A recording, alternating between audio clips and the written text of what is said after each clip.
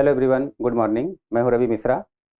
आज से आप लोगों की हिस्ट्री की क्लासेज स्टार्ट हो रही हैं और इससे पहले कि मैं इतिहास विषय पढ़ाना शुरू करूं, आप लोगों को मैं कुछ ऐसी सावधानियां बता देता हूं जिससे कि हिस्ट्री में आपके लिए मैक्सिमम मार्क्स लाना जो है आसान हो जाएगा।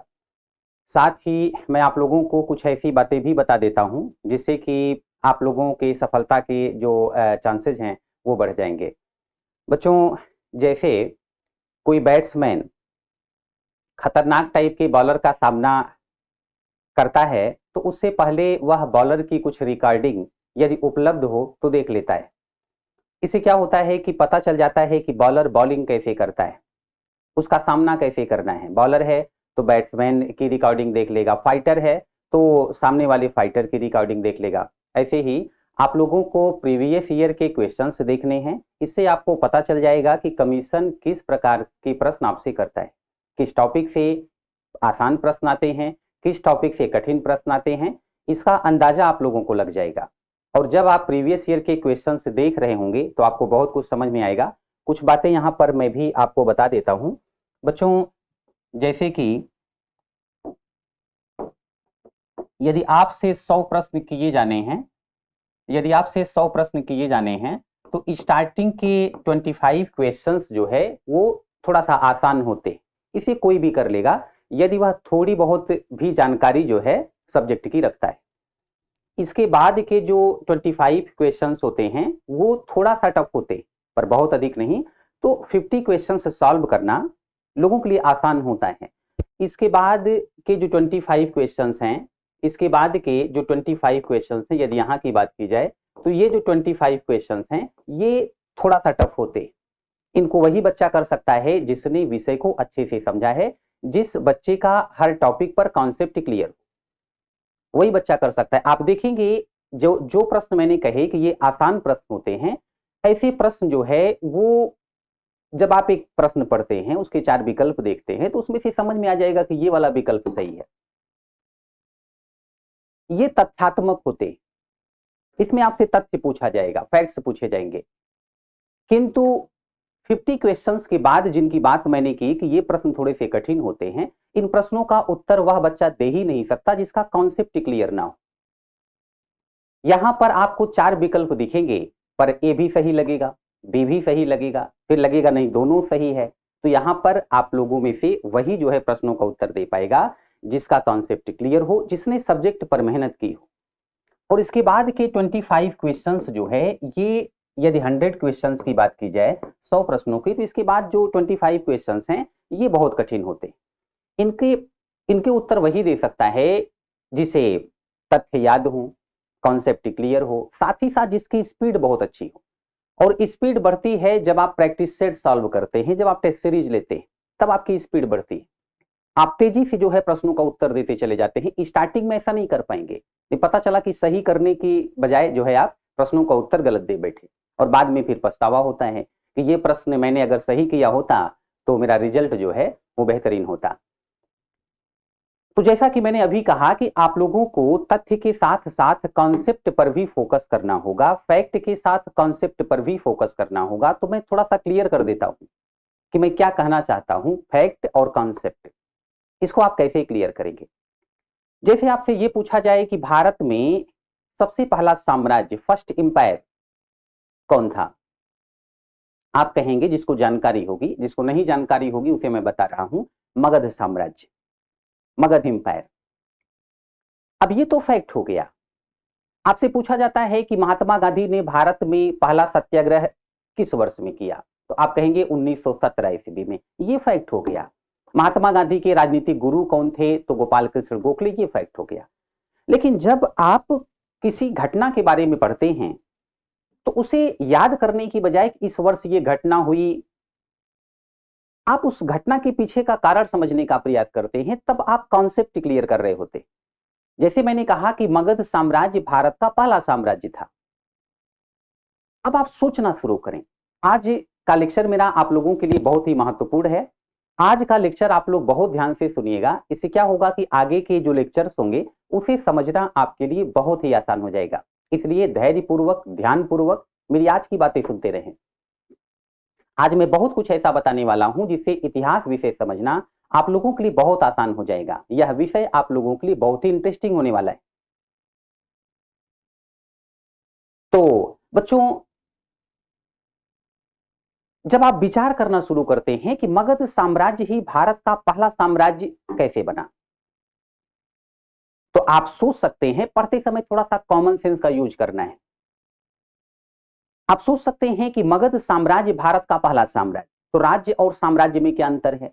राज्य मतलब किसी क्षेत्र में एक शासक शासन करता है, वह क्षेत्र उसका राज्य है। छोटा क्षेत्र या बड़ा भी हो सकता है। और एक राजा कई राज्यों को जीत ले तो उसने साम्राज्य स्थापित कर लिया। अब जाहिर सी बात है कि मगध पहला साम्राज्य था, इसका मतलब है कि मगध ने कई राज्यों पर विजय प्राप्त की होगी, कई क्षेत्रों पर विजय प्राप्त की होगी। अब आप सोचना शुरू करिए कि मगध की लोकेशन कहां पर, तो मगध की राजधानी पाटलिपुत्र, वर्तमान समय में पटना, बिहार। आप अच्छी तरह से जानते हैं कि बिहार में कृषि योग्य भूमि अच्छी है, कृषि कार्य जो है वहां पर अच्छे से होता है, भूमि उपजाऊ है, जनसंख्या भी अच्छी है। आप सोच करके देखिए बच्चों कि यदि किसी राज्य में विशाल जनसंख्या निवास करती है, जनसंख्या कृषि कार्य में लगी हुई है, कृषि कार्य अच्छा होता है, तो राजा को अच्छा खासा टैक्स मिलेगा। वह शासक जो है बड़ी सेना खड़ी कर सकता है, और जब बड़ी सेना खड़ी कर लेगा तो जाहिर सी बात है कि आसपास के जो राज्य होंगे उन्हें पराजित करना उसके लिए आसान हो जाएगा। पर तुरंत आप कॉमन सेंस का यूज करिए। ऐसा नहीं कि आपको पढ़ते ही जाना है, आपको अपनी समझ बढ़ानी, और इसके लिए आपको तुरंत प्रश्न करना होगा कि क्या बड़ी सेना होने से ही युद्ध जीते जाते? और देखो बेटा, इतिहास पढ़ते समय ऐसा नहीं किसी टॉपिक को आप पढ़ रहे हो तो आप उसी में डूब जाओ। आपको जो है इस प्रकार से पढ़ना होगा कि आप पढ़ रहे हो अतीत की किसी घटना को, और पर वर्तमान समय में क्या हो रहा है आपको इसका भी ध्यान रखना होगा। और कई बार जो है आपको जो है जो कुछ आप पढ़ रहे हैं, पास्ट की घटना आप देख रहे हैं, लेकिन उसको वर्तमान समय में जो कुछ चल रहा है उससे लिंक करना है। जैसे कि आपको सोचना होगा कि बड़ी सेना होने से ही युद्ध जीते जाते, तो मुट्ठी भर थी अंग्रेजों की सेना, उन्होंने भारत के बड़े ताकतवर शासकों को पराजित किया, लगभग संपूर्ण भारत को गुलाम बना डाला। तो भारत के शासकों के पास तो बड़ी सेना थी। ब्रिटिश ईस्ट इंडिया कंपनी जिसने भारत पर कंट्रोल किया था, उसके पास छोटी सेना थी। यदि बड़ी सेना होने से ही युद्ध जीते जाते, तो दुनिया का सबसे बड़ा देश रूस एक छोटे से देश जापान से पराजित हो जाता। 1905 ईस्वी में जापान ने रूस को पराजित किया था। यदि बड़ी सेना होने से ही युद्ध जीते जाते, तो इजराइल पर 5-5 देशों ने मिलकर अटैक किया है, लेकिन इजराइल को पराजित नहीं कर सके। आप समझ गए होंगे कि मैं क्या कहना चाहता हूं, मेरा इशारा किस ओर है। यदि सेना छोटी है लेकिन उसके पास अत्याधुनिक हथियार हैं, तो उसे पराजित करना कठिन कार्य होता है। लेकिन जिस समय की बात मैं कर रहा हूं, मगध साम्राज्य जिस समय स्थापित हुआ, उस समय तो बेटा ये मिसाइल, तोप, बंदूक ये सब तो नहीं हुआ करती थी, लड़ाइयां तलवारों से लड़ी जाती थी। और मैं आपको बताऊं बेटा, उस समय तलवारें लोहे से बनती थी, और लोहा विश्व में हर जगह पर नहीं पाया जाता, भारत में भी हर स्थान पर नहीं पाया जाता। आप अभी भी जानते हैं कि बिहार के आसपास कई ऐसे क्षेत्र हैं जहां पर लोहा मिलता है। आप विचार करके देखें, मगध साम्राज्य के पास लोहा था, उसने बेहतरीन हथियारें बनाई, कृषि योग्य भूमि थी, विशाल जनसंख्या थी, अच्छी सेना बनाई। अब वह जब क्षेत्रों को जीतने निकलेगा तो कौन है जो उसका सामना कर पाएगा? विशाल साम्राज्य स्थापित हुआ, और बच्चों इतना शक्तिशाली साम्राज्य था कि दुनिया का विजेता कहा जाने वाला सिकंदर जिस समय भारत में एंट्री किया है, उसकी सेना जो बड़े बड़े साम्राज्यों को धराशायी कर चुकी थी, मगध साम्राज्य से लड़ने का साहस नहीं कर पाई। सिकंदर ने बहुत जोश भरा कि चलो लड़ते हैं, लास्ट में निराश होकर बोला कि इन कायरता से भरे हुए दिलों में कौन साहस भरे। मेरी बात को समझने का प्रयास करना, मैं क्या कहना चाहता हूं, अभी सब कुछ स्पष्ट हो जाएगा। मगध साम्राज्य बड़ा ही शक्तिशाली। अब और आप आगे बढ़िए, ऐसे ही सोचते हुए आगे बढ़िए, तो मगध की इन्हीं विशेषताओं का लाभ उठाकर बच्चों चंद्रगुप्त मौर्य और चाणक्य ने और विशाल साम्राज्य खड़ा किया। चंद्रगुप्त मौर्य को भारत का पहला राष्ट्रीय शासक कहा जाता है, first national king of India, पहला राष्ट्रीय शासक कहा गया। तो मगध की इन्हीं विशेषताओं का लाभ उसने उठाया। थोड़ा सा और इसके आगे सोचिए, जैसा कि मैंने कहा कि मगध के पास अच्छी सेना थी, बड़ी सेना थी, कृषि योग्य भूमि थी, विशाल जनसंख्या थी। बच्चों विचार करके देखो, यदि आप उत्तर भारत और दक्षिण भारत की बात करते हैं, याद रखना इतिहास पढ़ते समय आपको मैप का सहयोग लेना है, और मैं स्वयं मैप के सहयोग से ही आपको इतिहास पढ़ाता हूं, मानचित्र के सहयोग से। बच्चों ध्यान रहे, यदि आप उत्तर भारत और दक्षिण भारत की बात करते हैं तो आप विचार करें अधिक जनसंख्या कहां निवास करती है, उत्तर भारत या दक्षिण भारत। कृषि योग्य भूमि अधिक कहां है, उत्तर भारत या दक्षिण भारत। बच्चों विचार करके देखें कि उत्तर भारत में कृषि योग्य भूमि अधिक है, विशाल जनसंख्या निवास करती है। अब सोचें कि यदि संपूर्ण उत्तर भारत पर किसी शासक का नियंत्रण हो जाए, उसकी सेना कितनी विशाल होगी, वह कितना शक्तिशाली होगा। अब यदि वह चाहे तो दक्षिण भारत पर भी अपना नियंत्रण स्थापित कर दे, यदि वह चाहे तो संपूर्ण विश्व पर नियंत्रण स्थापित कर सकता है। नहीं ऐसा सोचे तो कोई बात नहीं, पर सोचे तो ऐसा कर सकता है।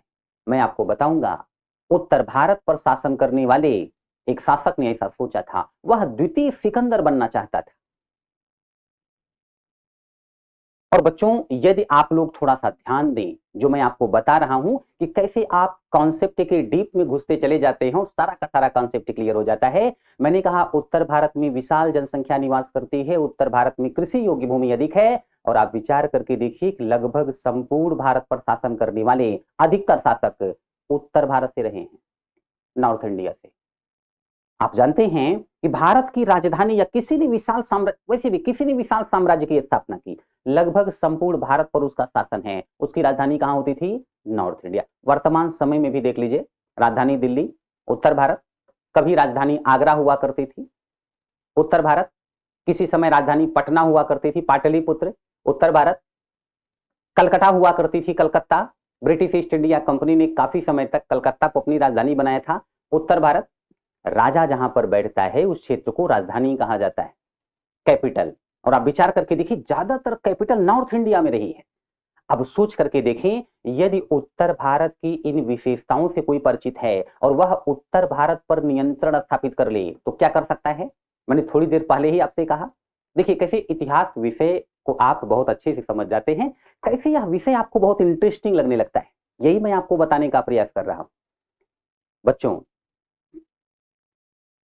बाबर का नाम आपने सुना होगा, उससे पहले मोहम्मद गोरी का नाम सुना होगा। मोहम्मद गोरी ने उत्तर भारत के बड़े क्षेत्र पर कंट्रोल किया, और गोरी के मरने के बाद उसके एक अधिकारी ने, उसके दामाद ने इस क्षेत्र पर कंट्रोल किया, और फिर उत्तर भारत पर जो है मुस्लिम शासकों ने नियंत्रण स्थापित किया। आगे चल करके ये मुस्लिम शासक दक्षिण भारत में भी एंट्री करते हैं। अलाउद्दीन खिलजी ने दक्षिण भारत को लूटा था, उत्तर भारत के बड़े क्षेत्र का शासक था, बहुत ही शक्तिशाली, दक्षिण भारत पर कई बार आक्रमण किया, लूटा, और दूसरा सिकंदर बनने का ख्वाब देखता था वो।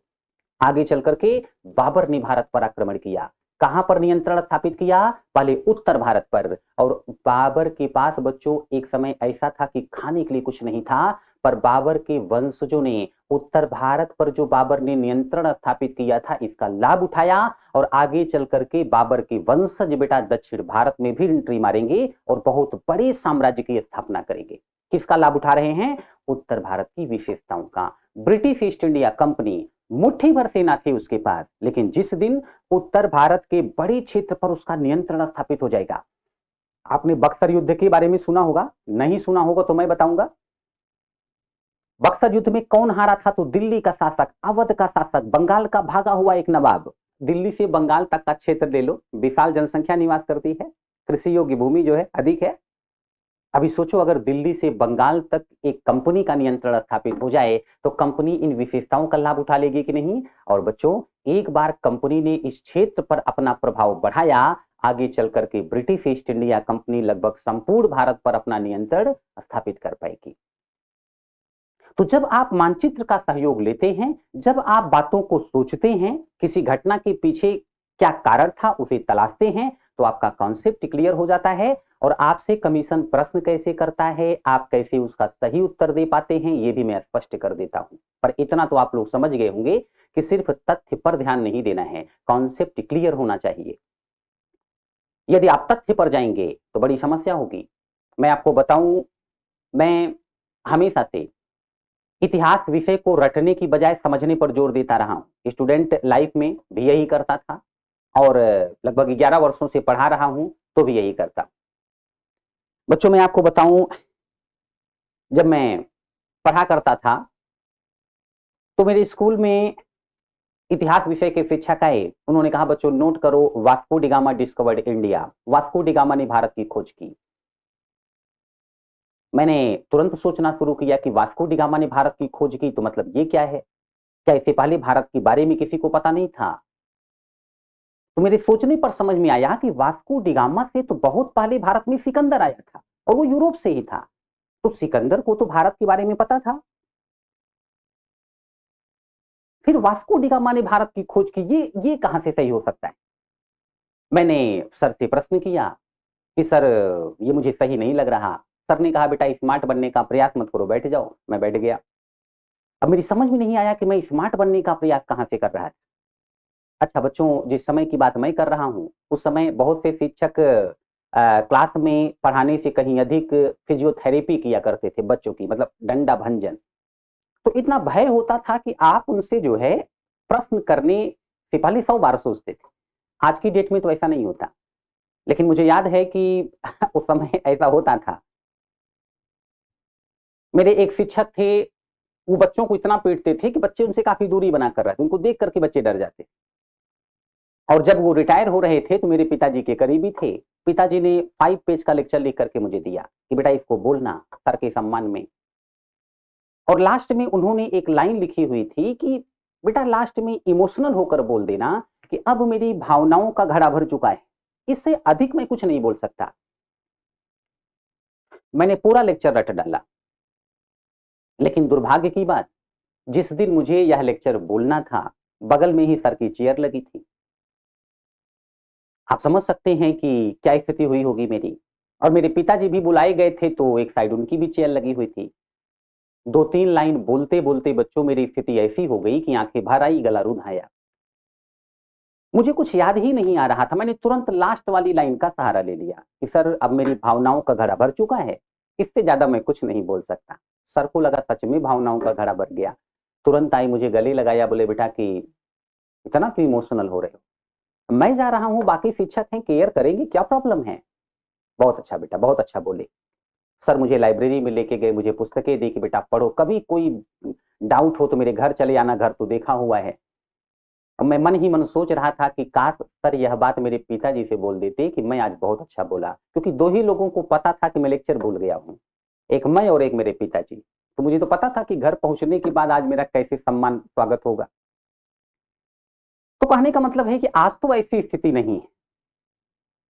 और वर्तमान समय में तो जाहिर सी बात है कि आप लोग भी मेहनत करके पढ़ते हैं, शिक्षक भी आपको ऐसे पढ़ाते हैं कि डाउट्स जो है वो रहने का चांस बहुत ही कम होता है। फिर भी अभी भी कहीं कहीं लिखा मिलता है कि वास्को डी गामा ने भारत की खोज की। बच्चों, यह घटना इतनी महत्वपूर्ण है कि इस घटना ने पूरी दुनिया को बदल करके रख दिया था। अब जब आप इस पर विचार करना शुरू करेंगे तो आप देखिए कितनी बातें आप समझ जाते और आपको समझ में आ जाएगा कि इतिहास विषय को पढ़ना कैसे है, मैप के सहयोग से कैसे पढ़ना है। मैं आपको बताऊं, यूरोप और भारत के मध्य व्यापार हुआ करता था। भारत की समृद्धि विश्व के लोगों को आकर्षित किया करती थी बच्चों। तो भारत की ओर लुटेरे भी आकर्षित होते थे, साम्राज्य विस्तार करने वाले भी आकर्षित होते थे कि चलो क्षेत्र, भारत के बड़े क्षेत्र पर नियंत्रण स्थापित कर लेते हैं, कंट्रोल कर लेते हैं। व्यापारी भी आकर्षित होते थे। भारत की अनेक वस्तुएं विश्व के लोगों को प्रिय थी। भारतीय वस्तुओं की डिमांड थी विश्व के बाजार में। तो यूरोप के व्यापारियों का भारत के साथ व्यापारिक संबंध कायम था। यूरोप के व्यापारी भारत आया करते थे, भारत के व्यापारी भी यूरोप जाया करते थे। लेकिन बच्चों क्या हुआ कि भारत और यूरोप के बीच में बड़ा क्षेत्र ऐसा है जहां पर कृषि योग्य भूमि, अच्छी नहीं थी, व्यापारिक गतिविधियां भी आपको अधिक देखने को नहीं मिलेंगी, यहाँ के लोग एक दूसरे को लूटते थे, मारते थे, इस प्रकार की स्थिति थी। बहुत बाद की बात है, यहां पर इस्लाम धर्म का उदय हुआ, फिर धीरे धीरे इस्लाम धर्म का प्रचार प्रसार हुआ और जो लोग मुस्लिम बनते गए बच्चों, वो संगठित हुए, उनकी एक पहचान बन गई मुस्लिम, एक भावना उनमें भरी गई, मुस्लिम बंधुत्व की भावना, मुस्लिम मुस्लिम भाई भाई। और कई ऐसे मुस्लिम शासक साम्राज्य विस्तार के उद्देश्य से, धर्म के प्रचार प्रसार के उद्देश्य से यहां से बाहर निकले। उन्होंने यूरोप पर अटैक करना शुरू किया, अफ्रीका पर अटैक करना शुरू किया, भारत पर अटैक करना शुरू किया। इसी क्रम में बच्चों, महमूद गजनवी का भारत पर आक्रमण, मोहम्मद गोरी का भारत पर आक्रमण, ये नाम आपने सुने होंगे। इन आक्रमणों का परिणाम यह हुआ कि इन आक्रमणकारियों ने यूरोप के कुछ क्षेत्र पर कब्जा कर लिया, और जब कब्जा कर लिया बच्चों, तो अब क्या हुआ कि यूरोप और भारत के मध्य जो व्यापारिक मार्ग, जो प्रचलित व्यापारिक मार्ग थे, जिन व्यापारिक मार्गों से यूरोप के व्यापारी भारत आते थे, वे मार्ग अवरुद्ध हो गए, बंद हो गए। अभी क्या हुआ कि मार्ग अवरुद्ध हो गया, तो भारत की वस्तुएं यूरोप के बाजार में पहुंचना कठिन हो जाएगा, मतलब यूरोप के बाजारों में भारतीय वस्तुओं की कमी पड़ जाएगी।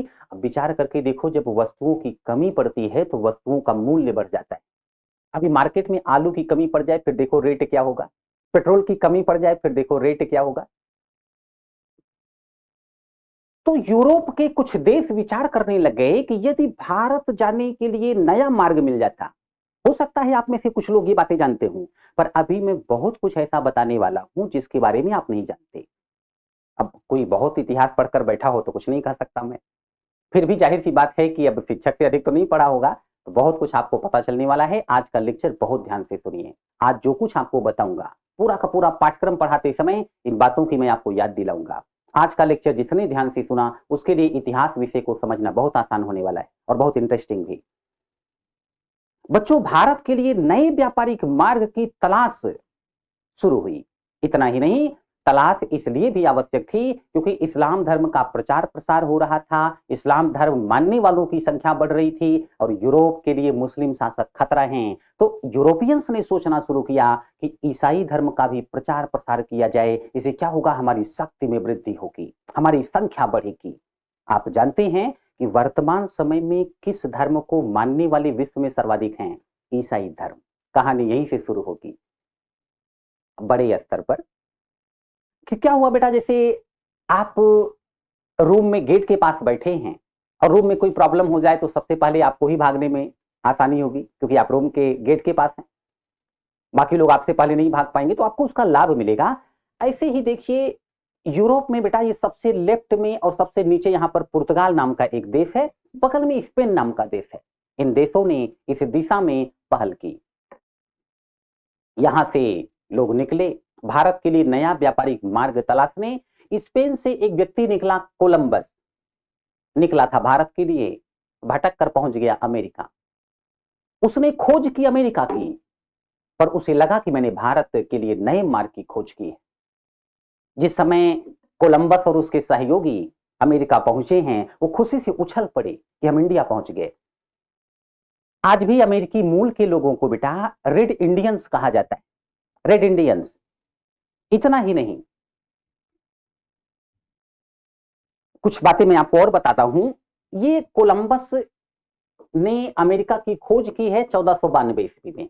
इसके 6 वर्ष के पश्चात पुर्तगाल से निकला है वास्को डिगामा।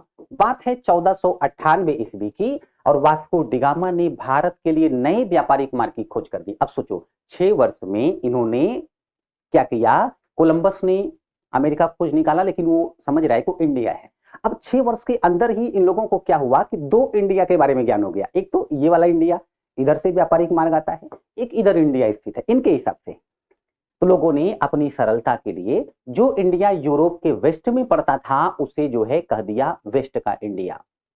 वर्तमान समय में एक देश है वेस्ट इंडीज, और जो इंडिया यूरोप के ईस्ट में पड़ता था उसे कह दिया ईस्ट का इंडिया। बच्चों, आने वाले समय में आप देखिएगा, क्योंकि वास्को डिगामा भारत से जो मसाले लेके गया, उसे 60 गुना लाभ प्राप्त हुआ। 1 लाख मसाले के व्यापार में इन्वेस्ट कर दिया, 60 लाख का प्रॉफिट। विचार करके देखिए प्रॉफिट कितना अधिक है। भाग भाग करके यूरोप के लोग भारत से मसाले प्राप्त करने आएंगे इस नए व्यापारिक मार्ग से, और एक दो लोग नहीं बेटा, कंपनियां आने वाली हैं। कंपनियों के पास बड़ी संख्या में कर्मचारी होते हैं। आप देखिएगा, पुर्तगाल से कंपनी आएगी, कल को किसी और देश से कंपनी बनकर आएगी, और हर कंपनी के नाम के आगे लगा होगा east India company. Portuguese east India company, British east India company, French east India company, east India Bharat को कहा जाता था। अब थोड़ा सा और डीप में आप जाएं, बात को समझने का प्रयास करें कि अगर भारत से वस्तुएं लेने के लिए यूरोप के व्यापारी आते थे और इतने उतावले हैं, बदले में हमें क्या देते थे? तो बेटा, हमें देने के लिए इनके पास कोई वस्तु नहीं थी।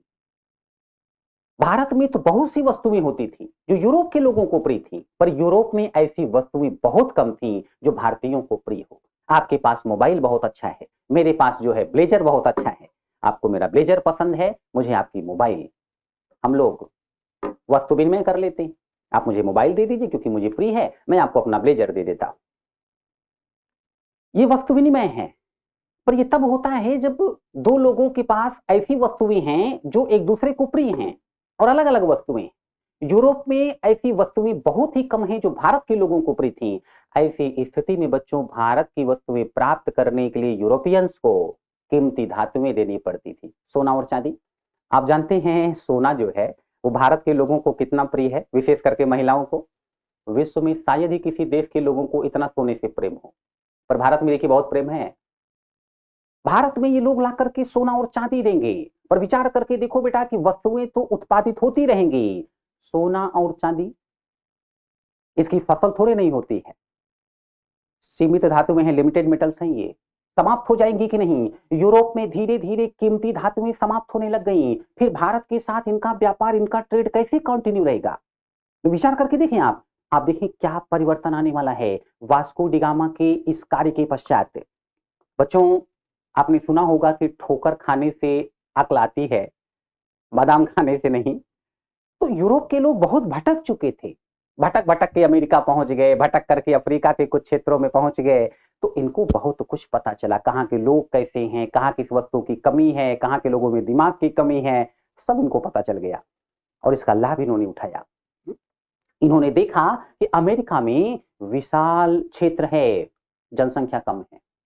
आज भी बच्चों अमेरिका में ऐसे ऐसे किसान हैं जो खेतों में दवा का छिड़काव हेलीकॉप्टर से करते हैं,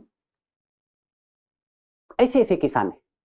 तो अमेरिका में वर्कर्स की नीड थी, काम करने वालों की। और अफ्रीका में चले जाओ, मस्त होकर लोग टहलते थे, जंगल में रहते थे, फल खाया, जानवरों को मार करके, कृषि कार्य से कोई लेना देना नहीं। अब यूरोपियंस ने दिमाग लगा दिया, अफ्रीका में इन्होंने ऐसे ऐसे कार्य किए कि विशाल, मतलब जो बड़ी संख्या में जानवर मर गए। अफ्रीका में जानवर मर गए तो अफ्रीका के लोग खाएं क्या, भूखों मरने लग गए। अब यूरोप के लोग बच्चों शिप में, समुद्री जहाजों में खाद्यान्न लेकर पहुंचे, खाद्य सामग्री। अफ्रीका के लोगों के सामने प्रस्ताव रखा कि चाहिए तो बताइए, बदले में आपको भी कुछ देना पड़ेगा। अफ्रीका के लोगों के पास था क्या? स्वयं उनको छोड़कर उनको स्वयं को देना पड़ गया। गुलाम, अपने बच्चों को बेचना पड़ गया, वो हो गए गुलाम। और गुलामों से भरा हुआ यह शिप अमेरिका की ओर निकला। यूरोप के लोगों ने अमेरिका के लोगों से पूछा, भाइयों वर्कर्स चाहिए क्या? अमेरिका के लोगों ने कहा बिल्कुल चाहिए सर।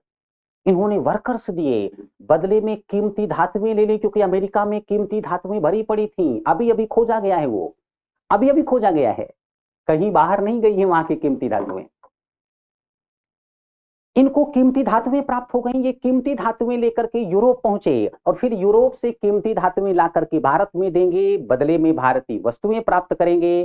अब सोच के देखिए, यदि अमेरिका की खोज नहीं होती तो भारत के साथ व्यापारिक संबंध कायम रखना, कंटिन्यू रखना आसान होता क्या? कठिन हो जाता। तो अमेरिका की खोज इनके लिए बड़ी ही लाभप्रद सिद्ध हुई। पर बच्चों, इससे जानते हैं क्या हुआ? कल तक इन लोगों को ये नहीं पता था कि अमेरिका भी है कहीं पर। अभी बहुत से ऐसे देश थे जिनके बारे में लोगों को ज्ञान नहीं था, पर आज क्या हुआ? अब नए क्षेत्रों की खोज से लाभ मिलता है, इन्हें पता चल गया, क्षेत्रों की खोज शुरू होगी। इसी बहाने ये जहां भी पहुंचेंगे ईसाई धर्म का प्रचार प्रसार करेंगे। परिणाम यह रहा बच्चों कि विश्व के लोग एक दूसरे से जुड़ने लगे। अब यही देख लो, कल तक यूरोप से लोग भारत आते थे, भारतीय वस्तुएं लेकर यूरोप चले जाते। अभी क्या है, यूरोप से खाद्यान्न पहुंचाते हैं अफ्रीका, अफ्रीका से वर्कर्स पहुंचाते हैं, गुलाम पहुंचाते हैं। अमेरिका में आप देखिए काले लोग भरे पड़े हैं, स्वयं बराक ओबामा, मिशेल ओबामा, उनकी बच्चियां, आप देख के ही समझ जाएंगे कि पूर्वज अफ्रीका से रहे होंगे, भरे पड़े हैं। तो यहां पर पहुंचाते थे गुलाम, वर्कर, और फिर यहां से बच्चों कीमती धातुएं लेकर यूरोप जा रहे हैं, यूरोप से फिर भारत आ रहे हैं कीमती धातुएं लेकर के, भारत से वस्तुएं ले जाकर यूरोप में बेच रहे हैं। तो इससे क्या हुआ कि लोग एक दूसरे से जुड़ते चले गए, एक दूसरे को देखा, एक दूसरे से काफी कुछ सीखा, और दौर आ गया ग्लोबलाइजेशन का, वैश्वीकरण का दौर आ गया, वैश्वीकरण का। आप सोचिए इस घटना ने विश्व पर क्या प्रभाव छोड़ा। कुछ देशों को इससे लाभ प्राप्त हुआ है। यूरोप के देश बहुत ही पिछड़े थे, कई देश बहुत पिछड़े थे बेटा, खाने के लिए मरते थे ये, पर आप देखिए इनका इनका भाग्योदय हो गया, इनकी किस्मत जो है वो जग गई। आज के बाद इनका डेवलपमेंट शुरू हो जाएगा, और वर्तमान समय में देखो कितने डेवलप हैं यूरोप के छोटे छोटे देश। लेकिन अफ्रीका का क्या, अमेरिका का क्या, अमेरिका के लोग बच्चों मार डाले गए, मुट्ठी भर बचे हैं, रेड इंडियंस कहे जाते, बाकी वहां पर यूरोप के लोग बसे हुए। और रही बात भारत की, तो मैं आपको बताऊं, भारत बच्चों प्राकृतिक रूप से 3 ओर से सुरक्षित माना जाएगा। जिस समय की बात कर रहा हूं उस समय पर उत्तर में हिमालय आज भी हमारी सुरक्षा करता है, दक्षिण में हिंद महासागर। जब तक नौसेना किसी के पास बहुत शक्तिशाली नहीं होगी, समुद्री रास्ते से अटैक नहीं कर सकता। किसी ने किया भी नहीं था बेटा, बल्कि भारत के लोगों ने किया था। श्री राम ने सीधा श्रीलंका पर अटैक कर दिया था, यद्यपि रावण की गलती के कारण ऐसा हुआ। तो दक्षिण की ओर से भी हम लोग सुरक्षित थे, ईस्ट में बांग्लादेश वगैरह सब अपना ही था, तो कोई टेंशन नहीं थी। उधर से हम पर अटैक होता था उत्तर पश्चिम से, अफगानिस्तान की ओर से, उधर से ही आया था सिकंदर, उधर से आया गजनवी, गोरी, बाबर, तैमूर।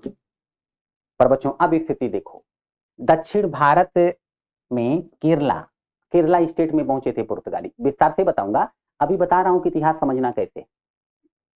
दक्षिण में पहुंचे और इन्होंने क्या किया कि धीरे धीरे दक्षिण भारत के क्षेत्रों पर नियंत्रण स्थापित करना शुरू किया। 1498 ईस्वी में पहुंचे हैं बच्चों, 1510 ईस्वी में पुर्तगालियों ने गोवा पर कब्जा कर लिया, कुछ समय के पश्चात बंबई पर कब्जा कर लिया, और कॉन्फिडेंस इतना बढ़ गया इनका कि एक समय पुर्तगाली राजकुमारी की शादी ब्रिटेन के चार्ल्स सेकंड से हुई, पुर्तगालियों ने दहेज में दे दिया बंबई। मतलब दे ऐसे रहे जैसे इनके पिताजी इनके लिए प्रॉपर्टी छोड़ के गए थे। बंबई को, अरे पुर्तगाल का कोई क्षेत्र दे देते आप, बंबई को दहेज में दे दिया, ये कॉन्फिडेंस है इनका। और भारत का दुर्भाग्य समझो बच्चों कि जिस समय 1498 ईस्वी में पुर्तगाली आए हैं, 1510 ईस्वी में गोवा पर कब्जा, 1530 के आसपास और क्षेत्रों पर कब्जा, दक्षिण भारत पर जिस समय यूरोपीय अपना टैलेंट दिखा रहे थे साउथ इंडिया में, उसी समय इधर उत्तर पश्चिम से अटैक किया 1526 ईस्वी में, 1526 एडी में बाबर ने। दो ओर से, दो तरफ से भारत ने आक्रमण झेला है। 1526 ईस्वी first battle of Panipat, Panipat का प्रथम युद्ध, बाबर ने युद्ध को जीता, और शीघ्र ही उसने और कई युद्धों को जीता। उत्तर भारत पर उसने बड़ी तेजी से नियंत्रण स्थापित किया। थोड़ी देर पहले ही मैंने कहा था कि जिसका नियंत्रण उत्तर भारत पर हो जाए, शक्ति बहुत बढ़ जाएगी। अब आप विचार करके देखें, मुगल ज्यादा शक्तिशाली होंगे या पुर्तगाली?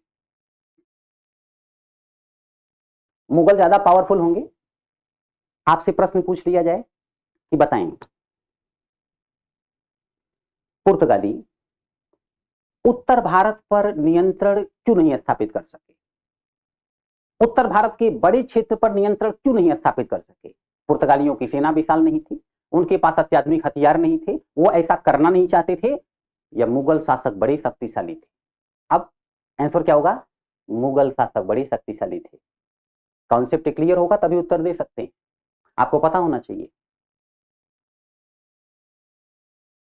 पर फिर आप सोचें, आपको काफी कुछ पता है, ऐसा नहीं है कि आप इतिहास विषय के बारे में कुछ नहीं जानते। जितना जानते हैं उस पर विश्वास रखिए कि काफी जानते, बाकी मैं आपको बता दूंगा। तो बच्चों आप अच्छी तरह से जानते हैं कि भारत में मुगल भी थे, फिर यूरोप की एक कंपनी ने, ब्रिटिश ईस्ट इंडिया कंपनी ने भारत पर नियंत्रण कैसे स्थापित किया? तुरंत आपके दिमाग में प्रश्न आएगा। तो मैं आपको बताता हूं कैसे। देखिए कैसे, क्वेश्चन मार्क लगा लगा करके आप जो है बातों को समझते चले जाते हैं। कि सर ने कहा कि मुगल बड़े शक्तिशाली थे, इसलिए पुर्तगाली उत्तर भारत के बड़े क्षेत्र पर नियंत्रण नहीं स्थापित कर सके, उत्तर भारत पर नियंत्रण नहीं स्थापित कर सके, पर कल को ब्रिटिश ईस्ट इंडिया कंपनी तो करेगी। ये कैसे संभव हुआ? तो मैं यहीं पर बच्चों आप लोगों को बताता हूं ये कैसे संभव हुआ था। अभी अभी मैंने बच्चों बाबर की बात की। बाबर, इसका शासनकाल था भारत में 1526 ईस्वी से 1530 ईस्वी। ध्यान से सुनिए, धैर्य से सुनिए बच्चों। जब मैं टॉपिक पर आऊंगा, अभी तो मैं बता रहा हूं इतिहास विषय को कैसे समझना है, कैसे पढ़ना है। जब टॉपिक पर आऊंगा तो पहले आप लोगों को विस्तार से किसी भी टॉपिक को समझाऊंगा, फिर जो समझा चुका हूंगा वह सब नोट कराऊंगा, तो क्लास में ही कोई डाउट नहीं रह जाएगा, आप लोगों को काफी कुछ याद हो जाएगा। आप लोग नोट करेंगे तो अच्छा खासा आपके पास स्टडी मटेरियल होगा जो आपकी सफलता सुनिश्चित करवाएगा। निश्चिंत रहें। अभी मेरी बात ध्यान से सुने। बाबर का शासनकाल है 1526 से 1530 ईस्वी। बाबर का बेटा हुआ हुमायूं 1530 से 1556 ईस्वी। यह अलग बात है कि बीच में शेरशाह सूरी उसके वंशजों का शासन था। तो ये बेटा भारत में अपने पैर जमाने का प्रयास कर रहे थे, अंगद की तरह कि ऐसे पैर रख दे कि कोई उखाड़ ना पाए। लेकिन एक से बढ़कर एक दिग्गज से भारत में शेरशाह सूरी ने एक समय ऐसा लगा कि मुगलों को उखाड़ फेंका है भारत से, लेकिन ऐसा हो नहीं पाया। हुमायूं का बेटा अकबर बड़ा प्रतिभाशाली निकला। अकबर, शासनकाल है 1556 ईस्वी से 1605 ईस्वी। यहां तक तो फिर भी ठीक है। अकबर का बेटा नालायक सिद्ध हुआ, नाम है जहांगीर। शासनकाल है 1605 टू 1627। जहांगीर की बेटा दिलचस्पी जो है ना, वो शासन के कार्यों से अधिक कहीं और थी। कभी अनारकली से शादी करना चाहते थे, कभी किसी और से शादी करना चाहते थे। एक बार तो ये रास्ते से जा रहे थे, इनको एक महिला दिख गई,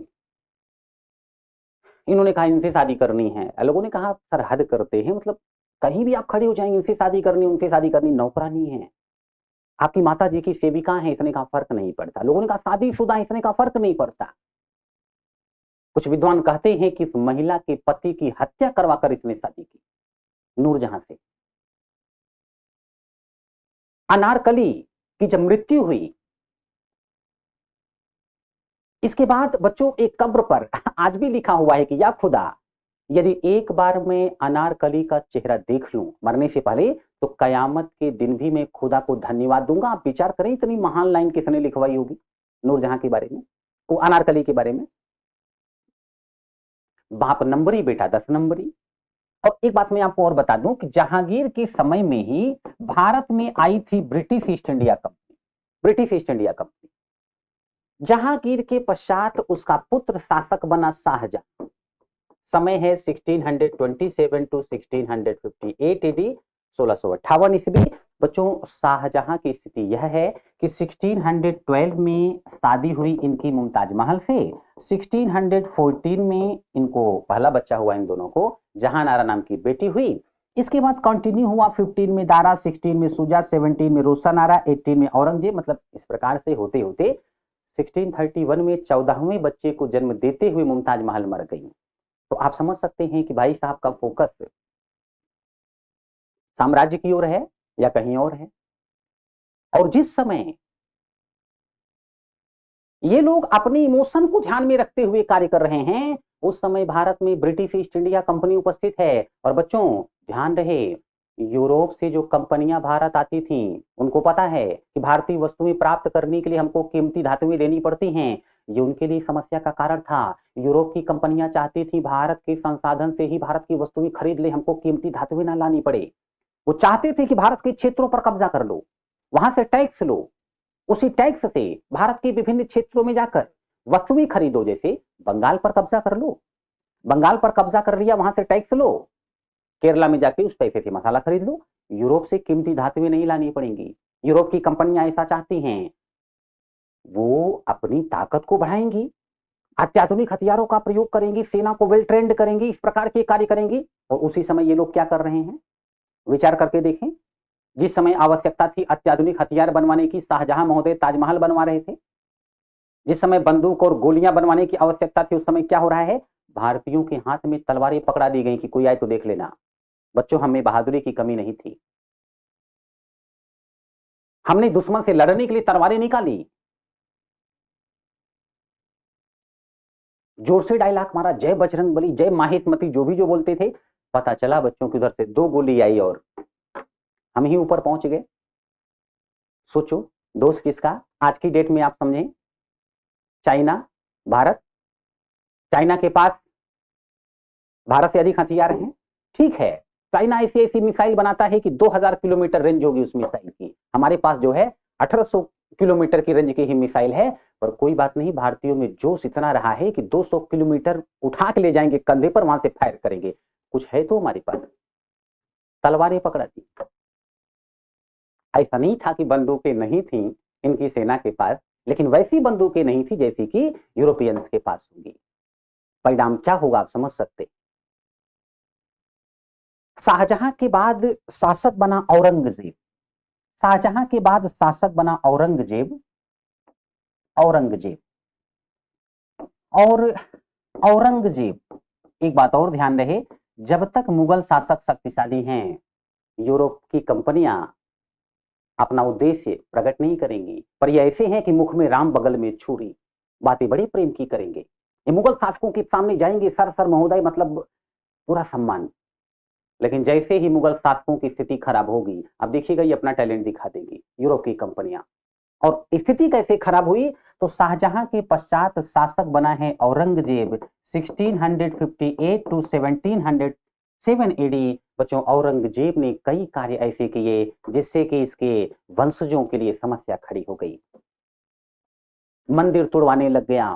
आगरा के नजदीक इधर जाट नाराज हो गए बच्चों, विद्रोह कर दिया। अकबर की कब्र थी, कब्र खोद करके हड्डियां निकाल करके जला दी। सिखों के 9वें गुरु की हत्या करवा दी। सिखों के 10वें गुरु नाराज हो गए। 1.25 थी, एक लड़ावा तो गुरु गोविंद सिंह नाम कहावा। दक्षिण भारत में धर्म का प्रचार प्रसार करना चाहते थे। वीर शिवाजी खड़े हो गए कि मैं इसे हिंदू राष्ट्र बना दूंगा। तो आप विचार करके देखें, यदि साम्राज्य में आपके विरुद्ध लोग विद्रोह कर दें, अशांति कायम हो जाए, लोग आपका सहयोग ना करें। एक समय अकबर ने भारत के लोगों का सहयोग लिया था, राजपूतों को अपना मित्र बनाया, सिखों से नजदीकी संबंध स्थापित किए। औरंगजेब ने अकबर की नीतियों को उलट दिया। आप सोच करके देखिए कि अब मुगलों की स्थिति खराब हो जाएगी कि नहीं। औरंगजेब को लगा था कि शिवाजी छोटे कद के थे, ये बॉडी बिल्डर टाइप का था, इसको लगा कि कुछ ही समय में शिवाजी को धराशायी कर दूंगा। कभी कभी मैं सोचता हूं कि काश ये साउथ इंडिया की मूवी देखा होता। उस समय मूवी बनती नहीं थी, पर काश ऐसा होता तो इसे पता चलता कि साउथ के हीरो दुबले हों नाटे हों कोई फर्क नहीं पड़ता, उनकी ताकत में कोई कमी आती नहीं है। इसको लगा कि शिवाजी से निपटने में कुछ समय लगेगा। 49 वर्ष तक शासन किया है, मराठों को पराजित नहीं कर पाया और दक्षिण भारत इसकी कब्र सिद्ध हो गई। बच्चों, महाराष्ट्र में ही मरा है ये। मराठों से लड़ते लड़ते खजाना खाली होने लगा। 49 वर्ष शासन करके मरा है, बच्चे बूढ़े हो गए। इसके मरने के बाद इसका जो बेटा शासक बना है बहादुर शाह प्रथम, बहादुर शाह प्रथम, तो बहादुर शाह प्रथम का शासन काल है 1707 टू 1712 एडी। लगभग 63 वर्ष की उम्र थी बच्चों, 60 वर्ष से अधिक की उम्र थी। नाम है बहादुर शाह। इतनी उम्र में बहादुरी बची होती है क्या? नेक्स्ट शासक है जहांदार शाह। इसे लंपट मूर्ख कहा जाता है।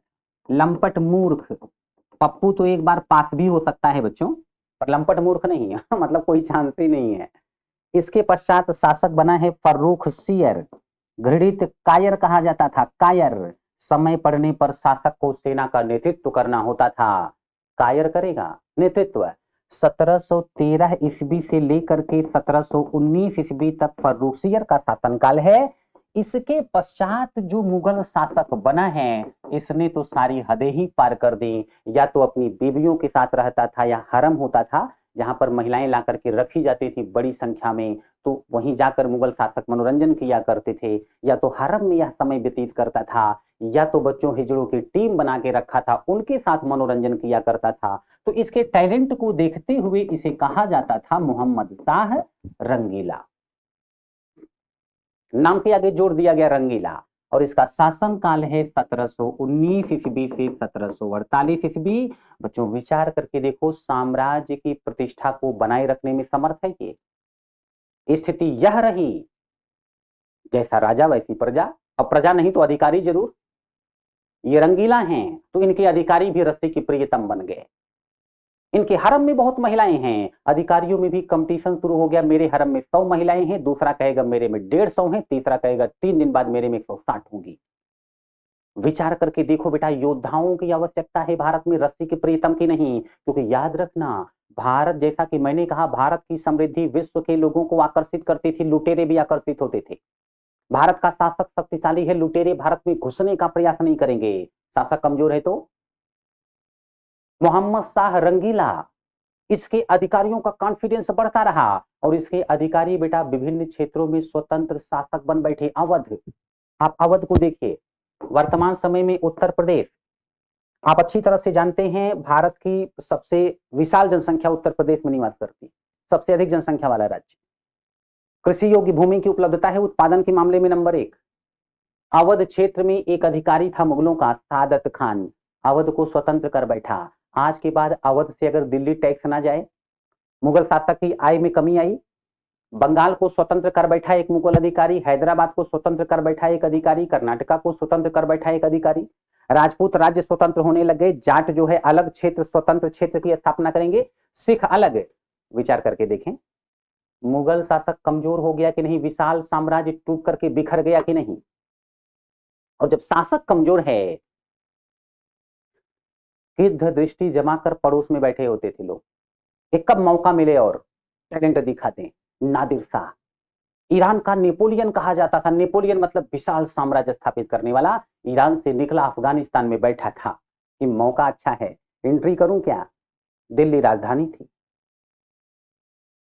तो अच्छा खासा धन होगा, उधर कीमती धातुएं होंगी, खजाना होगा, दिल्ली में लूट लूं।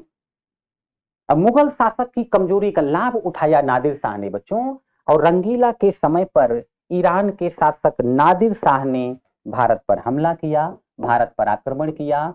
1739 ईस्वी में नादिर शाह का भारत पर आक्रमण हुआ है। दिल्ली को कई दिन तक लूटा गया, कोहिनूर हीरा, मयूर सिंहासन, करोड़ों की प्रॉपर्टी लूट गई। आप सोचें, किसी के पास 5 करोड़ की प्रॉपर्टी है और 5 करोड़ की प्रॉपर्टी उससे कोई छीन ले, लूट ले, वो रोड पे आ गया। मुगल शासक की स्थिति समझो क्या हुई। कुछ ही समय के पश्चात 1748 ईस्वी में अफगानिस्तान का एक शासक था अहमद शाह अब्दाली, भारत पर आक्रमण किया। मुगल शासक की स्थिति धीरे धीरे कमजोर होती जाएगी और यूरोप की कंपनियों की सोच आप जानते। 1748 और 1757 ईस्वी में बच्चों 9 वर्ष का अंतर है, 9 वर्ष।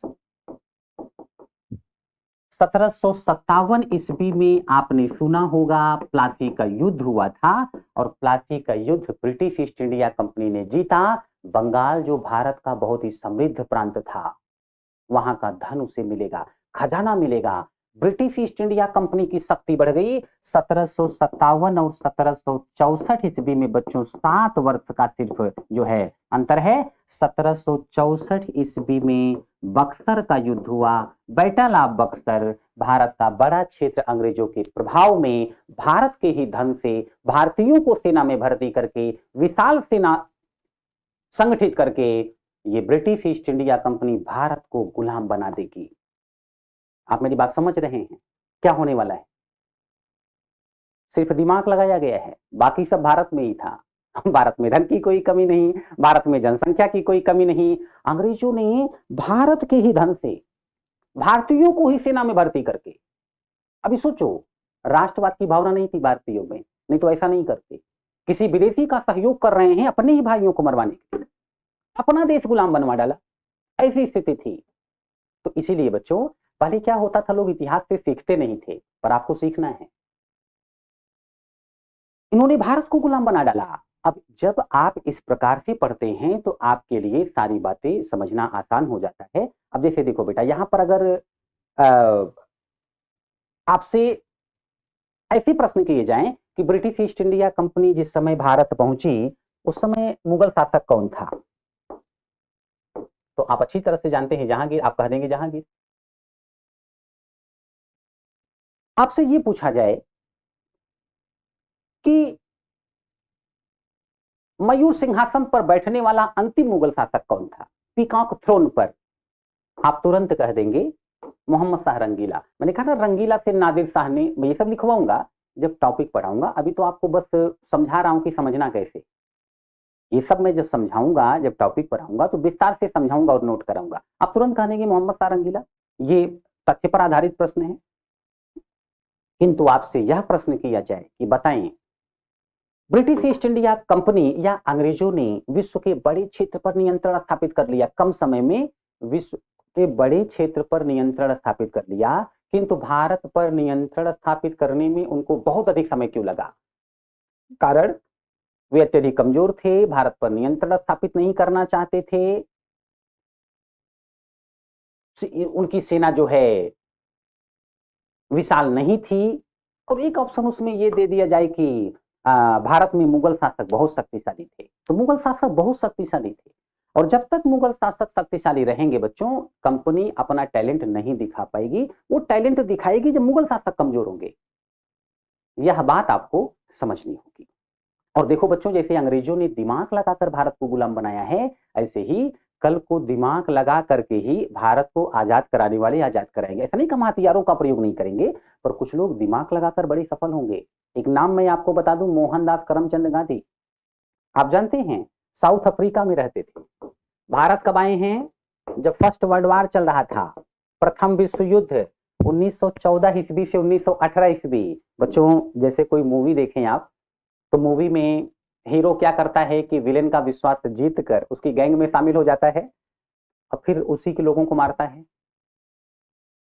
एक मूवी आई थी खिलाड़ियों का खिलाड़ी, मैडम माया अक्षय कुमार, या सलमान खान की एक मूवी थी वांटेड। विलेन की गैंग में शामिल होकर विलेन के लोगों को मारना, फाइनली विलेन को मार देना। मोहनदास करमचंद गांधी ने भारत में आते ही साउथ अफ्रीका से अंग्रेजों का सहयोग करना शुरू किया। भारतीयों से कहा चलो सेना में भर्ती हो जाओ, लड़ो अंग्रेजों की ओर से। सेना में भर्ती कराने वाले सार्जेंट कहे जाते थे। अंग्रेजों ने इनको टाइटल दे दिया केसरे हिंद। भारत में घूम घूम करके भारतीयों से जुड़ गए, भारतीयों का दुख दर्द भी सुना, और भारतीय लोगों को यह विश्वास हो गया कि हमारा दुख दर्द मिटाने में मदद कर सकते हैं। परिणाम आपको बताऊं मैं, 1917 ईस्वी 1917 एडी, बिहार में चंपारण क्षेत्र, वहां के लोगों को अंग्रेजों से प्रॉब्लम थी। लोगों ने गांधी जी का सहयोग लिया, चंपारण सत्याग्रह। पर हाँ, महात्मा गांधी अहिंसावादी, कोई हिंसा नहीं, शांति से। 1918 ईस्वी में महात्मा गांधी का दूसरा सत्याग्रह, 1918 ईस्वी में तीसरा खेड़ा सत्याग्रह, अहमदाबाद मिल मजदूर आंदोलन। कॉमन सेंस का यूज करिए। 1857 की क्रांति हुई थी, कोई वर्ल्ड वार नहीं हो रहा था, अंग्रेजों की भारतीयों ने हालत खराब करके रख दी थी। कुछ भारतीयों ने गद्दारी नहीं की होती तो उसी समय भारत आजाद हो गया होता। वर्ल्ड वार चल रहा है, विश्व के अनेक स्थानों पर अंग्रेज लड़ रहे हैं भारतीयों के सहयोग से। भारत के लोग ऐसे समय में क्रांति कर दें तो इनको अपना बैग पैक करना पड़ेगा। अंग्रेजों ने क्या किया पता है? भारतीयों की डिमांड मान ली, महात्मा गांधी की डिमांड को मान लिया, स्वीकार कर लिया, हाँ हाँ ठीक है सर हम कर देंगे। लेकिन जैसे ही वर्ल्ड वार समाप्त हुआ, अंग्रेजों पर से प्रथम विश्व युद्ध का प्रेशर हटा। 1919 ईस्वी रॉलेट एक्ट, यदि किसी नेता पर शक हुआ कि अंग्रेजों के खिलाफ बोलेगा, उठा के जेल में डाल दिया जाएगा। कोई सुनवाई नहीं, कोई वकील नहीं, कोई अपील नहीं, कोई दलील नहीं। समझ रहे हैं क्या हो रहा है? यदि आप ऐसे समझ करके इतिहास को पढ़ेंगे तो तथ्य को याद करना भी बड़ा आसान हो जाएगा। 1918 ईस्वी वर्ल्ड वार समाप्त, 1919 रॉलेट एक्ट। और फिर क्या हुआ? 1919 जलियांवाला बाग हत्याकांड। लोग एकत्रित थे इस कानून के खिलाफ, पंजाब के 2 नेता अरेस्ट हुए थे, लोग एकत्रित थे जलियांवाला बाग में, अंग्रेजों ने गोली मार दी। क्यों मारी? दहशत पैदा करना चाहते थे। गब्बर सिंह कहा करता था ना कि कोस कोस दूर तक जब बच्चा रोता है तो मां कहती है बेटा मत रो, गब्बर आ जाएगा। दहशत थी गब्बर की। ठाकुर ने दहशत को समाप्त करने का प्रयास किया, दोनों हाथ गंवा बैठे। फिर बाद में जयवीरू ने दहशत को समाप्त करवाया। मैं ये कह रहा हूं बच्चों की ऐसी स्थिति में आप विचार करिए, कंपनी दहशत पैदा करना चाहती है, और इसी क्रम में जलियांवाला बाग हत्याकांड घटना घटित हुई। आप लोग ऐसे समझेंगे तो तथ्यों को याद करना आसान हो जाएगा। रही बात महात्मा गांधी की, यदि आप रट लें कि महात्मा गांधी अहिंसावादी थे, बात नहीं बनेगी।